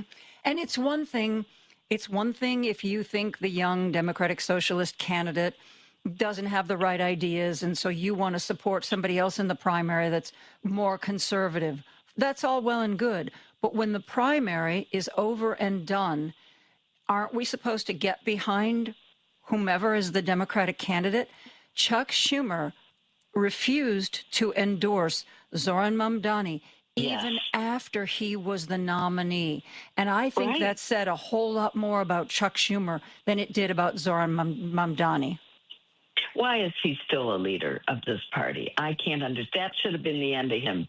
Mm-hmm. The idea that they tried to get Cuomo back in, who was such a damaged candidate that voters rejected, it's like, yeah, well, maybe we can give voters another chance to see him. No, that it was over for him. That was appalling. And I'm telling you, if I see one more strongly worded letter from Chuck Schumer, I'm going to, I don't know what I'm going to do. I know. Now he's got a strongly worded letter. Okay. We're going to a gunfight with a stick in our hands. We're not even bringing a knife to this fight. It's so frustrating to watch. It's getting better. I appreciate the number of votes that came in last week opposing more arms sales to Israel until they participate in a diplomatic solution. I think that's the right place, but yet it was not universal among the Democrats. But I think more and more are going to that question. And look, this Gaza question is fundamental to the shift to DSA. People are frustrated that party regulars would not address this issue in a way that feels fair and human and compassionate. I'll just go into the side point, Joan, that as a Jewish person, I'm not fooled by how Trump and MAGA want to claim that anybody who is opposed to what Israel is doing is anti-Semitic. Mm-hmm. Meanwhile, they're not paying any attention to hate crimes in this country against Jews or anyone else. They're not. They're just, they don't want to be anti-Jewish now, but give them time. Mm-hmm. Wait until they get rid of all the brown people and the immigrants, and we're on the list. I don't fool myself about that. This idea that if you are protesting in favor of the Palestinians, you're anti-Semitic is dangerous. There's a difference, and the Democrats should not fall for it. Exactly. I think there's a difference between supporting Jewish people and the Jewish religion, and there's a difference in having problems with the current government of Israel. I don't understand why those things always get conflated, because to me they're very separate things. Real quick, we're wrapping up, but I don't think Chuck Schumer will run for re-election. And I also wonder about Hakeem Jeffries. whether I think, he thought he was going to be Speaker of the House. I think he's still hanging on, but I don't think he is much better liked than Chuck Schumer. Your thoughts on that? I'm a little slower to have opposition to him, but I feel that if we're to have a full reckoning, he might be collateral damage. I feel that he is a stronger leader than Schumer and a more creative, more progressive politician than Schumer, but I don't think he's come up fast enough to keep up with the voters and what he's been slow. To me, he was like Chuck Schumer light, and then he realized that wasn't what people wanted anymore, and he's been trying to be something different. But I think you're right; it's been sluggish. Right, and he could lead us in the new direction, but I think he's been too slow, and as I said, maybe more collateral damage. But we're trying to put forward a fresh, new party and get people to have confidence in our ability to turn things around for this country. Then I have a feeling the old names can't be part of that. Yeah. Marge Halperin, you can hear her on the Mincing Rascals podcast with two of my favorite people, Eric Zorn and John Williams. Always fun, always a good time. And of course, you will be able to hear her again on WCPT at 7 p.m. this Sunday night. Marge, thank you so much for being here. Thanks for having me, Joan. Always good to talk with you. We are going to take a break for news and be back with more after this. Now back to Joan Esposito, live, local, and progressive on WCPT 820.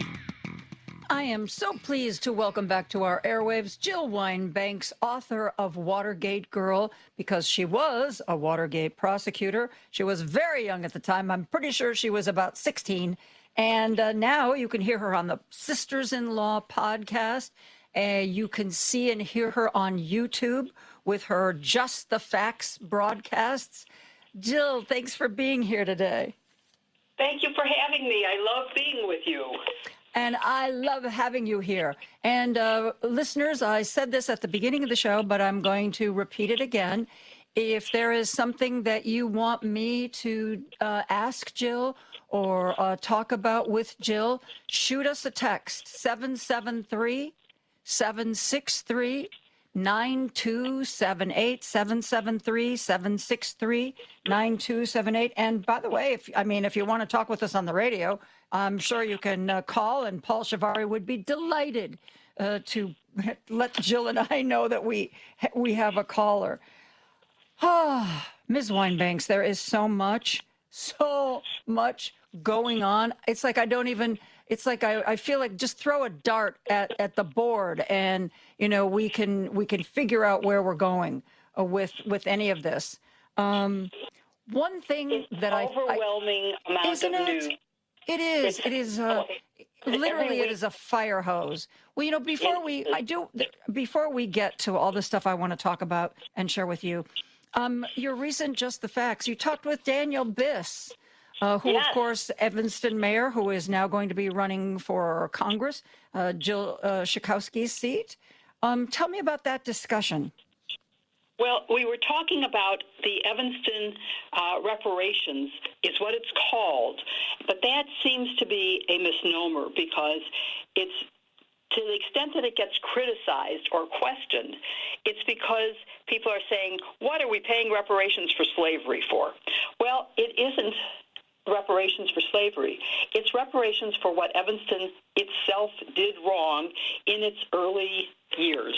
Evanston, and one of the reasons that I picked to live in Evanston is because it is a very diverse community, both economically and racially, and I love living in a diverse community. So I'm very happy to be here. But in its past, before I moved here, apparently there has been some evidence uncovered that Evanston was discriminatory in its housing practices. And so the reparations are really only for making up for that, for people who were unable to get homes and build the wealth that white people were able to do in the same time period. So the reparations under this program are intended solely for the people who were hurt by what Evanston actually did. And that seems to me, instead of making people file lawsuits, they just file with this reparations group evidence that they were resident in Evanston and hurt by the Evanston practices a long time ago, but they're making up for it. So instead of having a lawsuit and instead of having people have to go to court to prove things and have court costs for both the plaintiffs and the city passed this rule that people could file claims and get a grant so that they could fix up their existing home or start buying a home. And that seems to me to be a perfectly fair and valid thing for wrongs that a community did. And so it's that's what we like talked things about. like redlining? Yes, exactly. That is exactly where what it people were not given mortgages, that people were funneled to non-white areas. Yes, exactly. So it's an actual harm. It's an actual wrong that was done.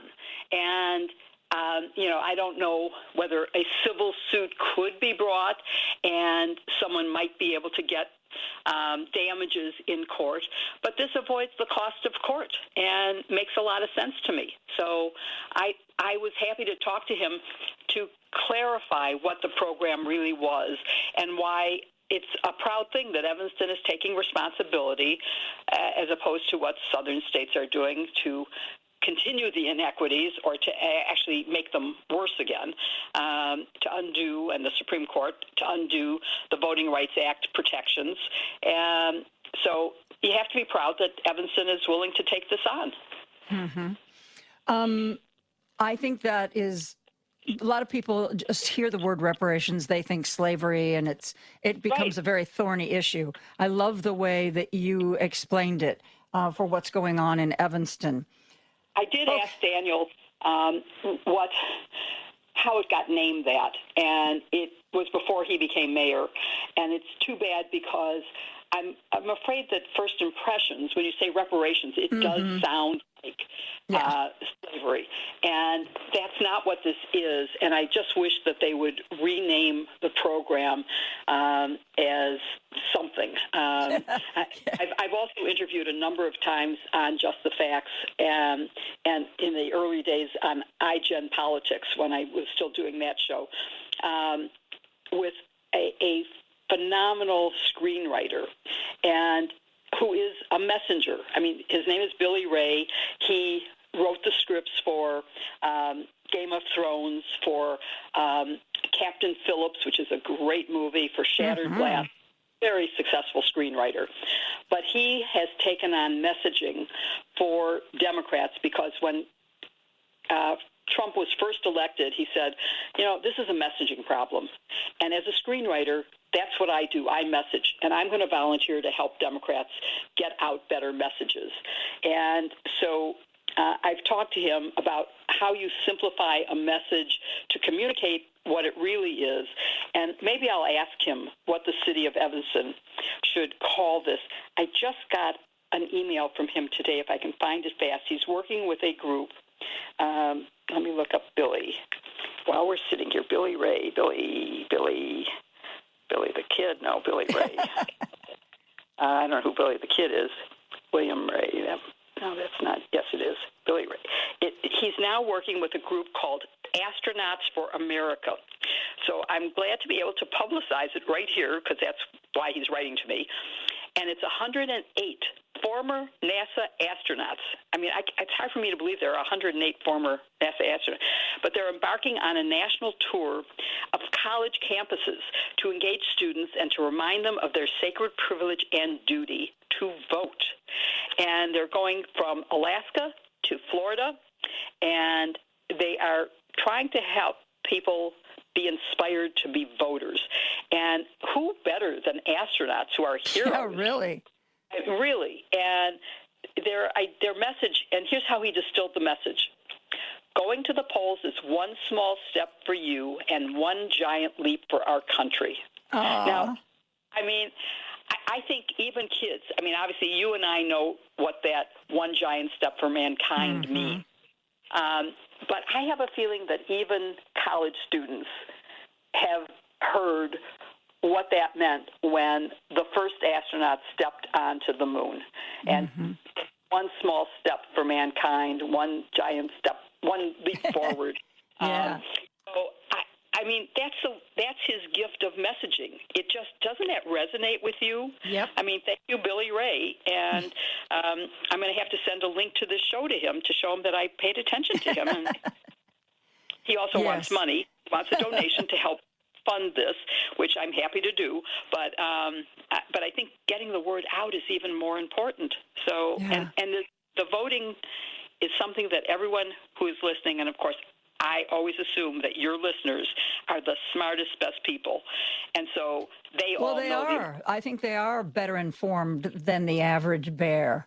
And that's one of the reasons I like doing this show. And also, once in a while, not very often, but once in a while, I might say something that isn't precisely correct. And man, oh man, I get corrected so fast, your head would spin. Jill, we need to take a break. Oh, gosh. When we come back, we actually have some texts and a caller waiting to join the conversation. I'm talking to Jill Wine-Banks. She is everywhere. She's written The Watergate Girls. She's got a podcast called Sisters-in-Law and a YouTube channel, Just the Facts. We'll be back with more after this. Joan Esposito, live, local, and progressive on WCPT 820. I'm with Jill Wine-Banks. We are talking about all the news and politics of the day. We have a caller, Jill, who wants to join our conversation. Jim is on the line from Chicago. Jim, you're on with me and Jill. What do you want to talk about? Thanks, Joan. I want to ask Jill about the comments of the vice president saying the Nixon affair would have lasted about 12 hours. Now, I was old enough, Jill, to remember the lead up to that affair, and I was riveted to the papers and television. It was a dramatic affair. And when Vance says such a thing, does he really believe that? Does he believe that we're out of the era of being able to dissect a story or follow a story, no matter how, somebody, a president goes out of line, goes off the rails. Are we in that territory? And I enjoy your comments, and you, Joe. Thank you very much, guys. Thank you. That's such a great question, such an important one. I hate to say this, but to some extent, I agree, if you can believe this, with J.D. Vance, because we're now living in an era where facts don't matter to a number of people, not to anyone listening to this show, but a lot of people do not pay attention to facts. And there is a plan afoot to rehabilitate Richard Nixon. It started with the Nixon Foundation, which runs or used to run the Nixon Library Museum.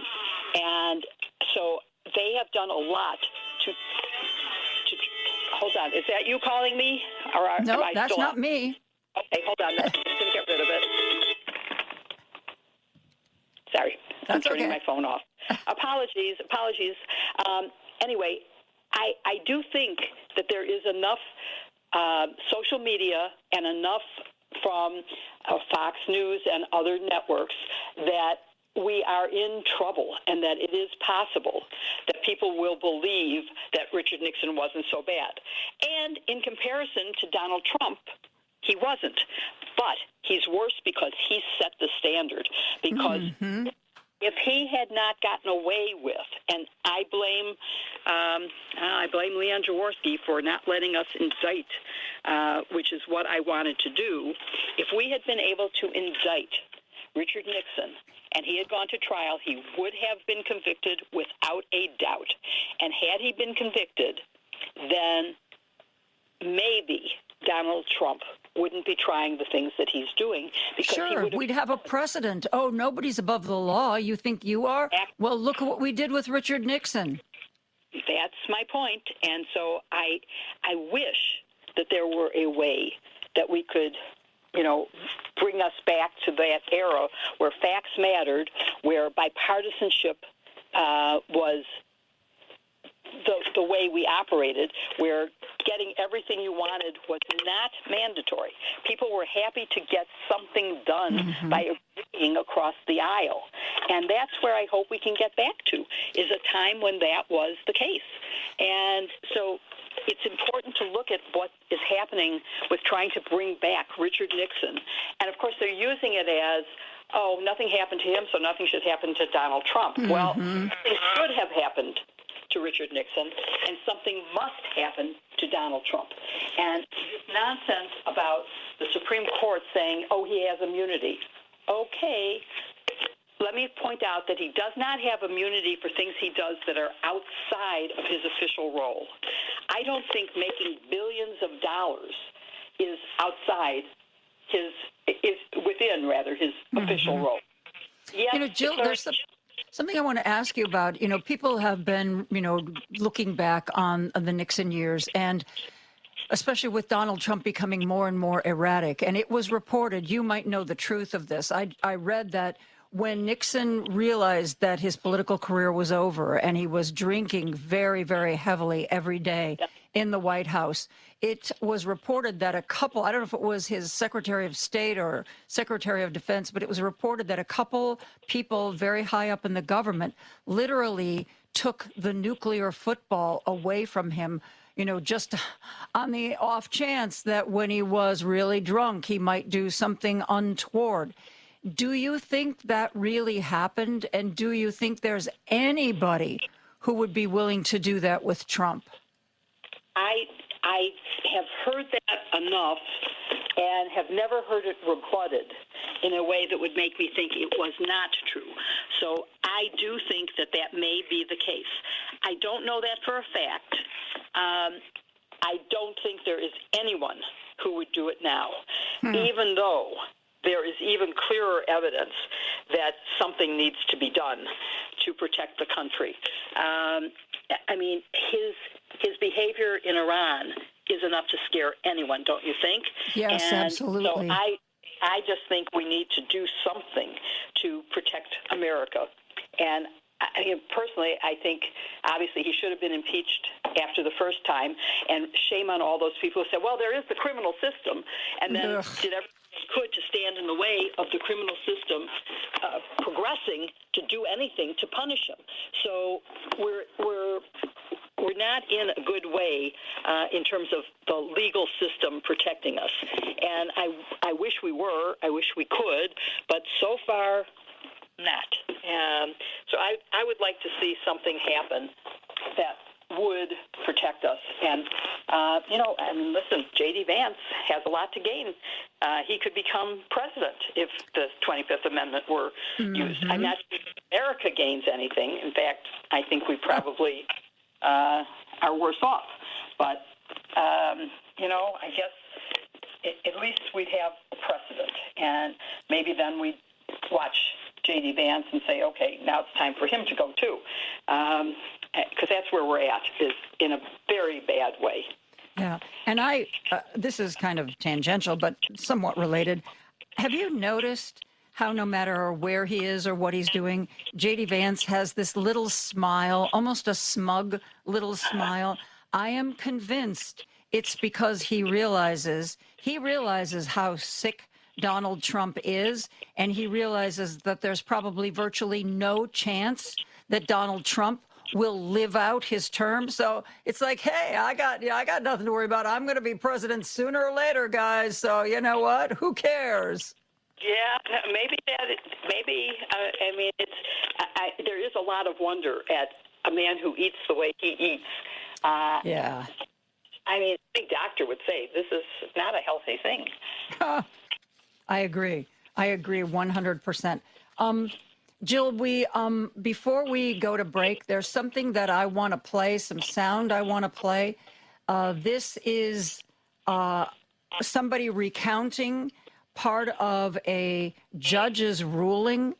Judges, as you've always told me, they really try to be very professional and kind of above it all and not particularly emotional. But this judge made a ruling that really, really took the Supreme Court to task. I'm going to play it, and then we're probably going to have to take a break. And when we come back, I want to talk about it. Paul, could you play that, the thing about the judge in SCOTUS? A sitting judge just condemned the Supreme Court's conservative supermajority as a pack of scheming partisan hypocrites whose imperious ideology has cratered democracy itself. Hawaii Supreme Court Justice Todd Edens wrote in a ruling that SCOTUS has systematically dismantled democratic safeguards, steamrolled constitutional liberties, and trampled human dignity. He accused the Republican-appointed justices of conducting a judicial demolition of the Voting Rights Act, writing, "The Roberts Court sees only white. The court calls the Constitution colorblind while engineering the dilution of Black votes and the erasure of Black history. That is not blindness, that is white sight by design, and a cynical way to advance the supermajority's partisan project." Then he kept going, writing, "The Supreme Court looked at Trump's naked racism against Haitian immigrants and pretended to see none of it. Its hubristic originalists used a cherry-picked slice of history to hand Trump dictatorial control over the government. It made sure that one's wealth counts more than another's vote. It placed a president above the law, crowning Trump as a king. It's making the country more dangerous with a radical reinterpretation of the Second Amendment that is unmoored from text or history. And in June, 4 fair-weather textualists deserted the 14th Amendment to rule against birthright citizenship." Edens' conclusion? That's not all life tenure and zero accountability have produced lately, but it's enough. And then he drew the line. Hawaii's Supreme Court will interpret its own state constitution for itself. Whenever possible, Hawaii's courts will preserve the constitutional liberties that SCOTUS wants to snatch away. They will not take their marching orders from 6 Republicans in robes who are hell-bent on destroying American democracy. Republicans in robes. That is what I have been calling the Supreme Court. And I have never heard of all the things that I've read, all the judges' rulings. Sure, you'll say a news social media post, "Oh, judge really burned the defendants," and the judge will say something that sounds so academic that you can barely understand it. This, however, was very clear, and I found it to be utterly, utterly shocking, especially when he basically calls them up and says, "You're a bunch of racists. This is just racism, pure and simple." Jill, we have about a minute before we have to go to a break. How do you want to start? Do you want to start with your reaction to this? Well, I had read that and read the conclusion, and of course my mouth was agape reading it.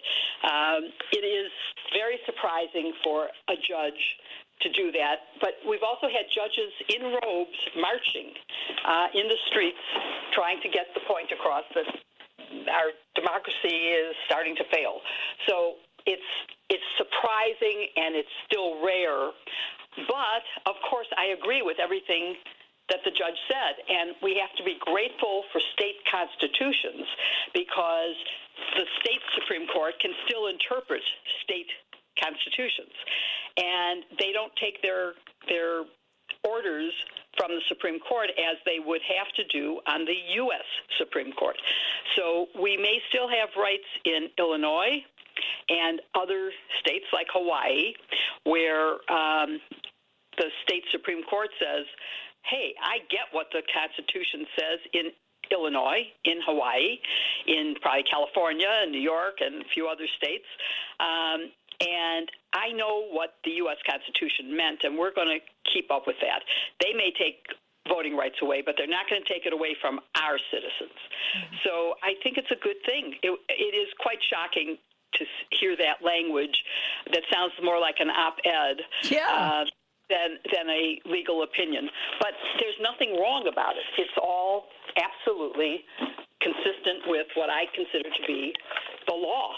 And he's right about what used to be considered textualists, who are no more. Hold that thought. This is why I didn't want to. I didn't want to get into it. Hold that thought. I want to talk about this judge, and I want to talk about the Supreme Court with Jill Wine-Banks when we come right back after this. Now back to Joan Esposito, live, local, and progressive on WCPT 820. Before the break, a Watergate prosecutor, Jill Wine-Banks, and I were talking about a very bold statement that was made by a judge, essentially taking the Supreme Court to task, essentially, I think, calling them a bunch of racists who are trying to cover up what they're doing, the racism they're doing with legal language. You know, Jill, I've talked to a lot of Supreme Court experts about, you know, what do we do about this court? And most of them have said that there are, even if we pass some sort of reforms, term limits, age limits, whatever, that chances are the court we have now will be grandfathered in and we won't be able to get rid of them. And I've had a number of legal experts say the only way that we can salvage this Supreme Court, which is highly partisan, highly conservative, is to expand the court. What do you think about that? You know, the thing that worries me about that is once you start, where does it end? So let's say we pass a rule that says we're going to add 4 or 5 people, 5, because you want to keep it an uneven number. What happens when a different administration comes in and doesn't like it, and they say we're going to add 3 more? You get to be an unwieldy court, and that's not a good thing. But on the other hand, I'm a realist, and some of these conservatives are going to last a long time, and the misinterpretations that they have engaged in are going to last even longer. You have to get the right case to overturn something, and that doesn't happen so easily. So I worry. And, you know, if we have turned into a politicized court, as opposed to how we used to be, which was, it was pretty much based strictly on the law.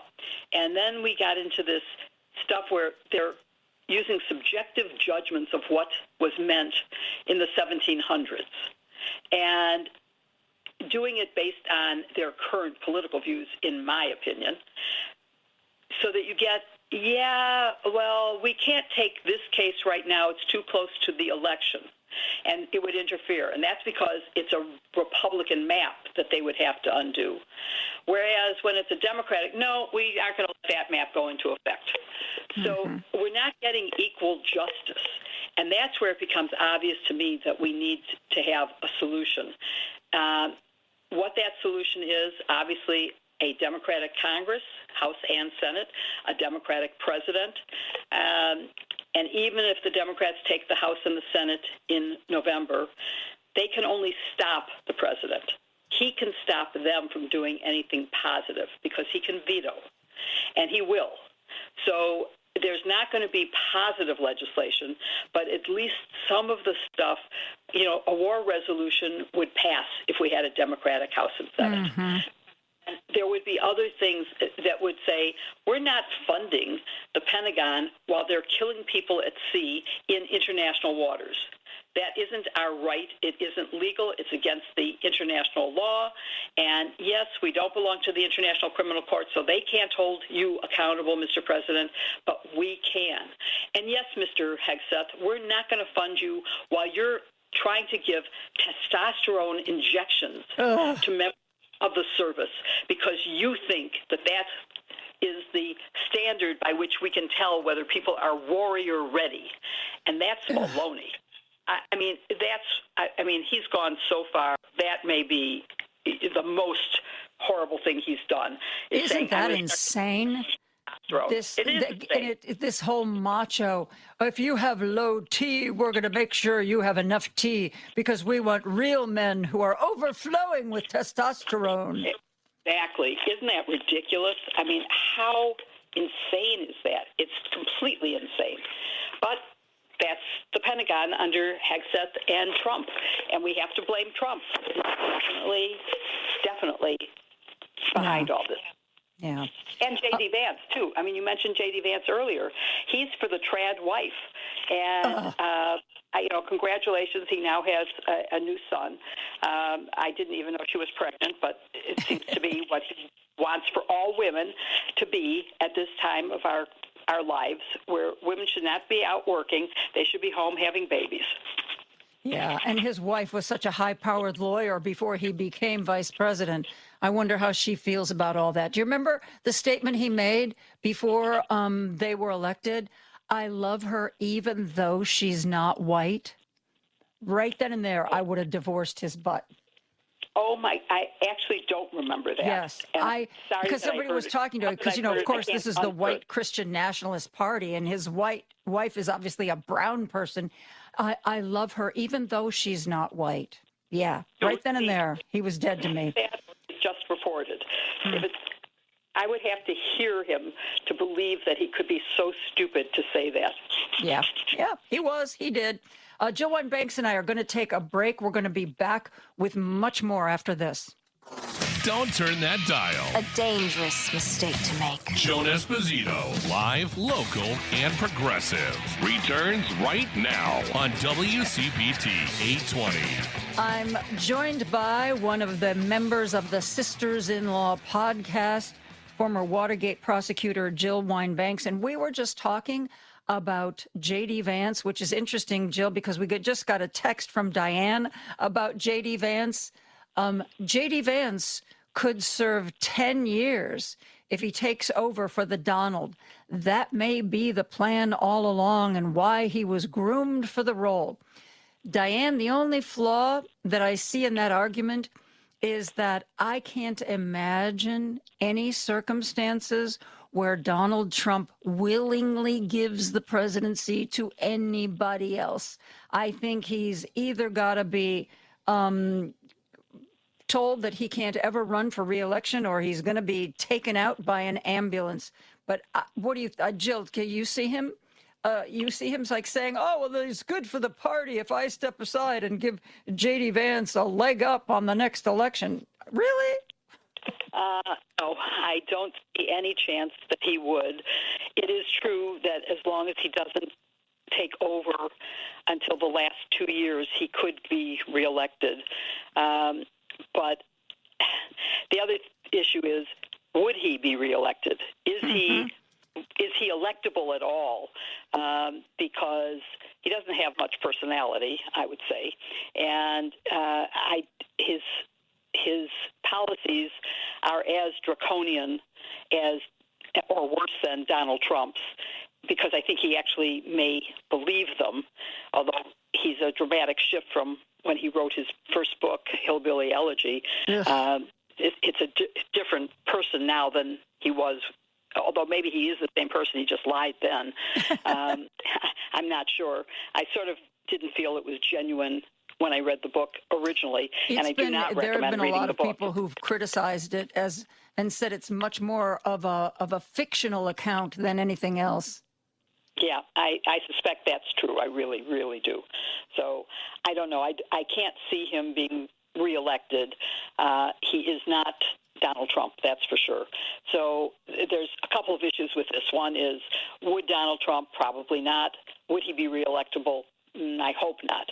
So those are reasons not. But, yeah, it could be. And there is, there's also, this goes back to even the first term, which is that he might resign like the day before so that he could get pardoned by his successor, or that he would claim the 25th Amendment so he was out temporarily, for a day or two, gets pardoned by the sitting president, who has all of the powers of the elected president, and then, I'm cured. I'm no longer sick. I can be back into office. So those were, things that were being thought seriously about, and which I still think is possible. I really, really do. Oh, God, I hope not. I really hope not.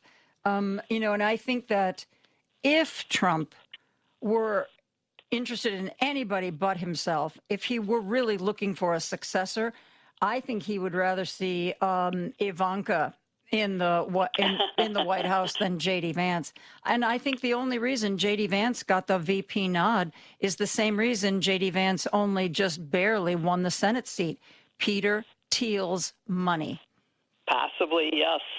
And maybe he would resign if the deal was that Vance becomes president and appoints Ivanka as his vice president. And then there's a further deal, which is that he resigns before the end of the term. Now, whether that would be enforceable or not once he's president, if he doesn't appoint her, so be it. There's no way you can, undo anything the president does that's in that category. So, I mean, these are all lovely to think about, but I don't think any of them are going to happen. I really don't. No, I don't think. I think if Donald Trump could be president from beyond the grave, he would try to figure out a way to make that happen. And I think that Donald Trump realizes that there is a possibility that he may not live out this term, because I do believe that he is very, very ill and with some very serious conditions. And I don't see, somebody his age who has his bad habits and his incredible extra weight is going to make it. I mean, the guy's 80 years old. It's debated about whether or not he has congestive heart failure. He appears to be, some have speculated, he gets those bruises on his hand. Some people have speculated that he's actually getting a daily IV to try to pull off some of the fluid that has accumulated. I mean, we won't know. We won't know till about a year after he's gone. Remember, in his first term, after he'd been voted out for about a year, the doctor who signed off on his raving bill of health said, "Oh, by the way, I didn't even write that. Trump handed to me the report, and all I did was sign it, and then they put it out publicly." The doctor didn't even write it. He didn't even know what was on it. Shame on him, isn't it? Yep. I mean, how do you do that and maintain any dignity as a doctor? And who would hire you as a doctor after that? Yeah, I mean, he clearly is on at least blood thinner, because the purple hands are something, and of course the swollen ankles means something. But I'm not going to practice medicine. Practicing law is about all I can handle. So I'll stick with that. Okay, we've gotten a bunch of texts. I want to see if we can get through them. Question: can the Supreme Court justices be investigated by an attorney general that has a sense of urgency? I don't know what that's about. But I know Supreme Court justices, at least theoretically, can be impeached. Who would be the person to bring a case against a justice? Well, impeachment would go the way impeachment goes, which is you have to have the support of significant members of the Congress, and that's probably not going to happen. So that's not reasonable. And the other ways would be a criminal indictment. And could they have, if they committed murder, it could be a state crime, yes. If they do anything else, what is the crime? Bad decisions? How about corruption? I mean, come on, look at Clarence Thomas. Like, was I supposed to put on my form the fact that Harlan Crow gave me a $250,000 RV? Was that, and the private jets and the vacations? Was I supposed to put that on the form? Oh, yeah, I didn't know that. Mostly, of course, that's federal, and there's no federal prosecutor who is going to be allowed to do that by the Attorney General. Whoever that is, even if there is success in not confirming Todd Blanche, which there's a possibility. I think there is a chance he won't get confirmed. I wouldn't like to put money on that, but there's a chance. But whoever it is not going to bring a case against any of the conservative justices, period. Not going to happen. So yes, while they could be charged with any kinds of, wrongdoing, civil or criminal, they are not immune from prosecution. So they could be. I don't think it's a realistic opportunity. I don't think it's going to happen. We've got a texter who thinks that I'm wrong, but I assure you I am not. Joan, you're wrong. Vance said he loved her even though she wasn't Christian, not white. But at least she's vegetarian. No, there were actually two statements. First, he said, I love her even though she's not white. And then later, he very publicly said, because you're right, she is Hindu. He very publicly said that he was hoping that she would convert. It was either to Christianity or Catholicism, one of the two. So those were two different, awful things that came out of his mouth. Yeah, you do wonder how a woman of her education and intellect and experience lives with that. I don't know how much you could love someone that you could, even though you have 3, now 4 children together, how you could tolerate that kind of abuse. I consider that abuse. And, I don't get how she, in this era, when I was my first husband, it was a different era. So we accepted things acceptable and wrong.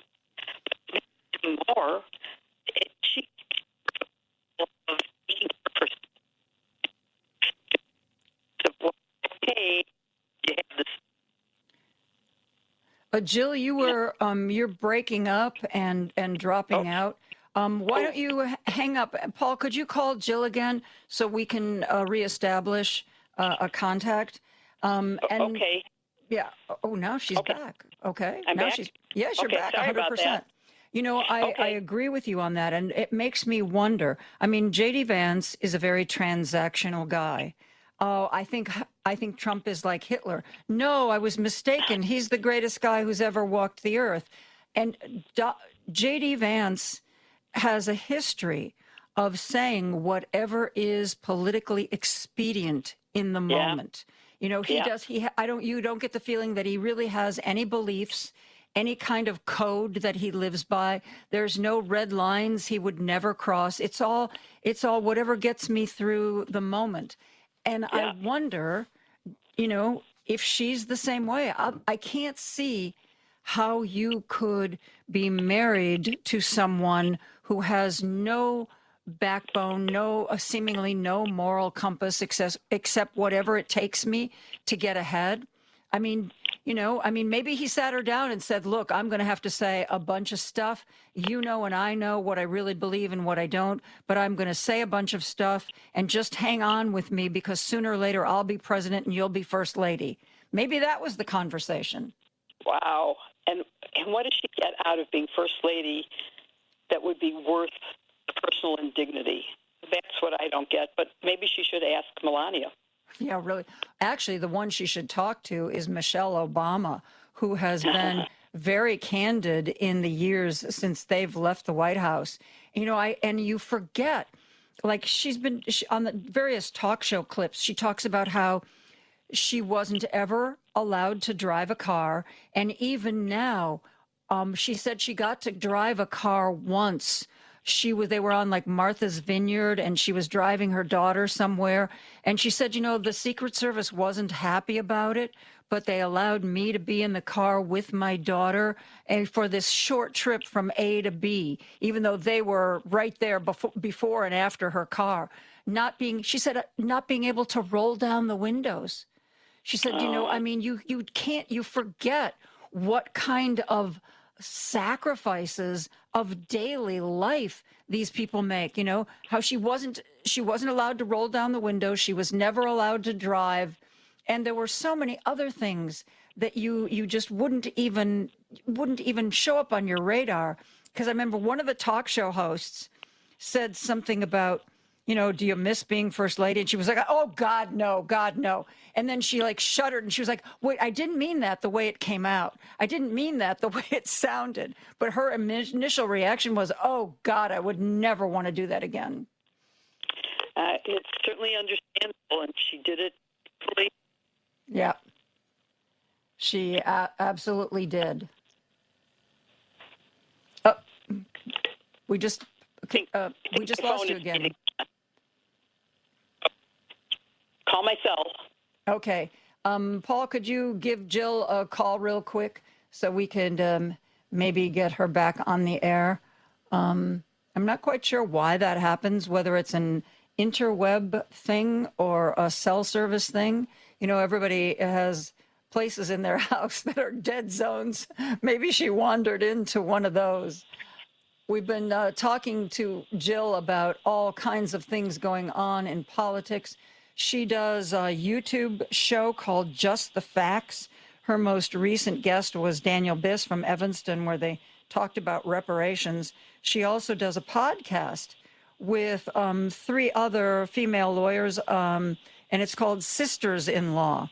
And it is, it's a lot of fun to listen to. She also wrote a book about her experience as a Watergate prosecutor when she was a pretty young woman. It's called Watergate Girl, and I highly suggest that you pick it up. It's really interesting to see all the behind the scenes thing. And Jill was also talking about the fact that with 2020 hindsight, that it is considered a mistake that Richard Nixon wasn't prosecuted. It was considered a mistake that Gerald Ford pardoned him. At the 50th anniversary of Watergate, I saw a panel where Jill was joined by John Dean, who was, of course, on the other side of that situation. John Dean even said at that looking back on the way things evolved after that decision, that he thinks it was a mistake for Gerald Ford to pardon Richard Nixon, and it was a mistake not to pursue the indictment of Richard Nixon, though I'm sure Gerald Ford thought he was doing the right thing at the time. Jill, is Jill back? I'm back. Excellent. Did you hear what I was just saying about you and John Dean? I did. And let me just say, it's not by hindsight. I thought it was a mistake at the time. I argued vociferously with Leon Jaworski about indicting a sitting president, and then having failed in that, because that argument was in March of 74, and then that when we indicted the other people, and then in August when Nixon saw the handwriting on the wall, was told by members of his own party that he would be impeached and convicted, that he needed to resign, and he did. And so as soon as he announced his resignation, I went to Leon again and said, okay, you said that it would interfere with the government of our country to indict a sitting president. He's a private citizen now. Let's indict him now. And while we were debating whether or not to do that, which I don't think is even debatable, it should have been done, he got pardoned. And as a result of that, what was the argument against indicting him? Well, one was a practical one, saying, it would delay the trial, and that's a problem because we have all these other people who are set for trial. He resigned in August. The trial was set for September, and that it would delay things. And I said, that's not a reason. Okay, it will delay things because he has to go through certain processes that the others won't. We can either try them separately or we can wait. And he said, well, everybody's going to go on to other jobs. And we said, everyone on the team said, we will come back. Mm-hmm. Don't worry. Whatever we're doing, we will take new jobs that are contingent on our coming back to prosecute this case.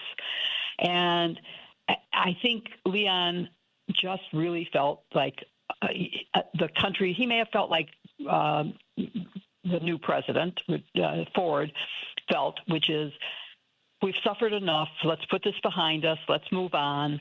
And so we shouldn't have this trial. Well, that's just wrong. If you don't have accountability, you have repetition. Mm-hmm. And that's where I think the failure has been.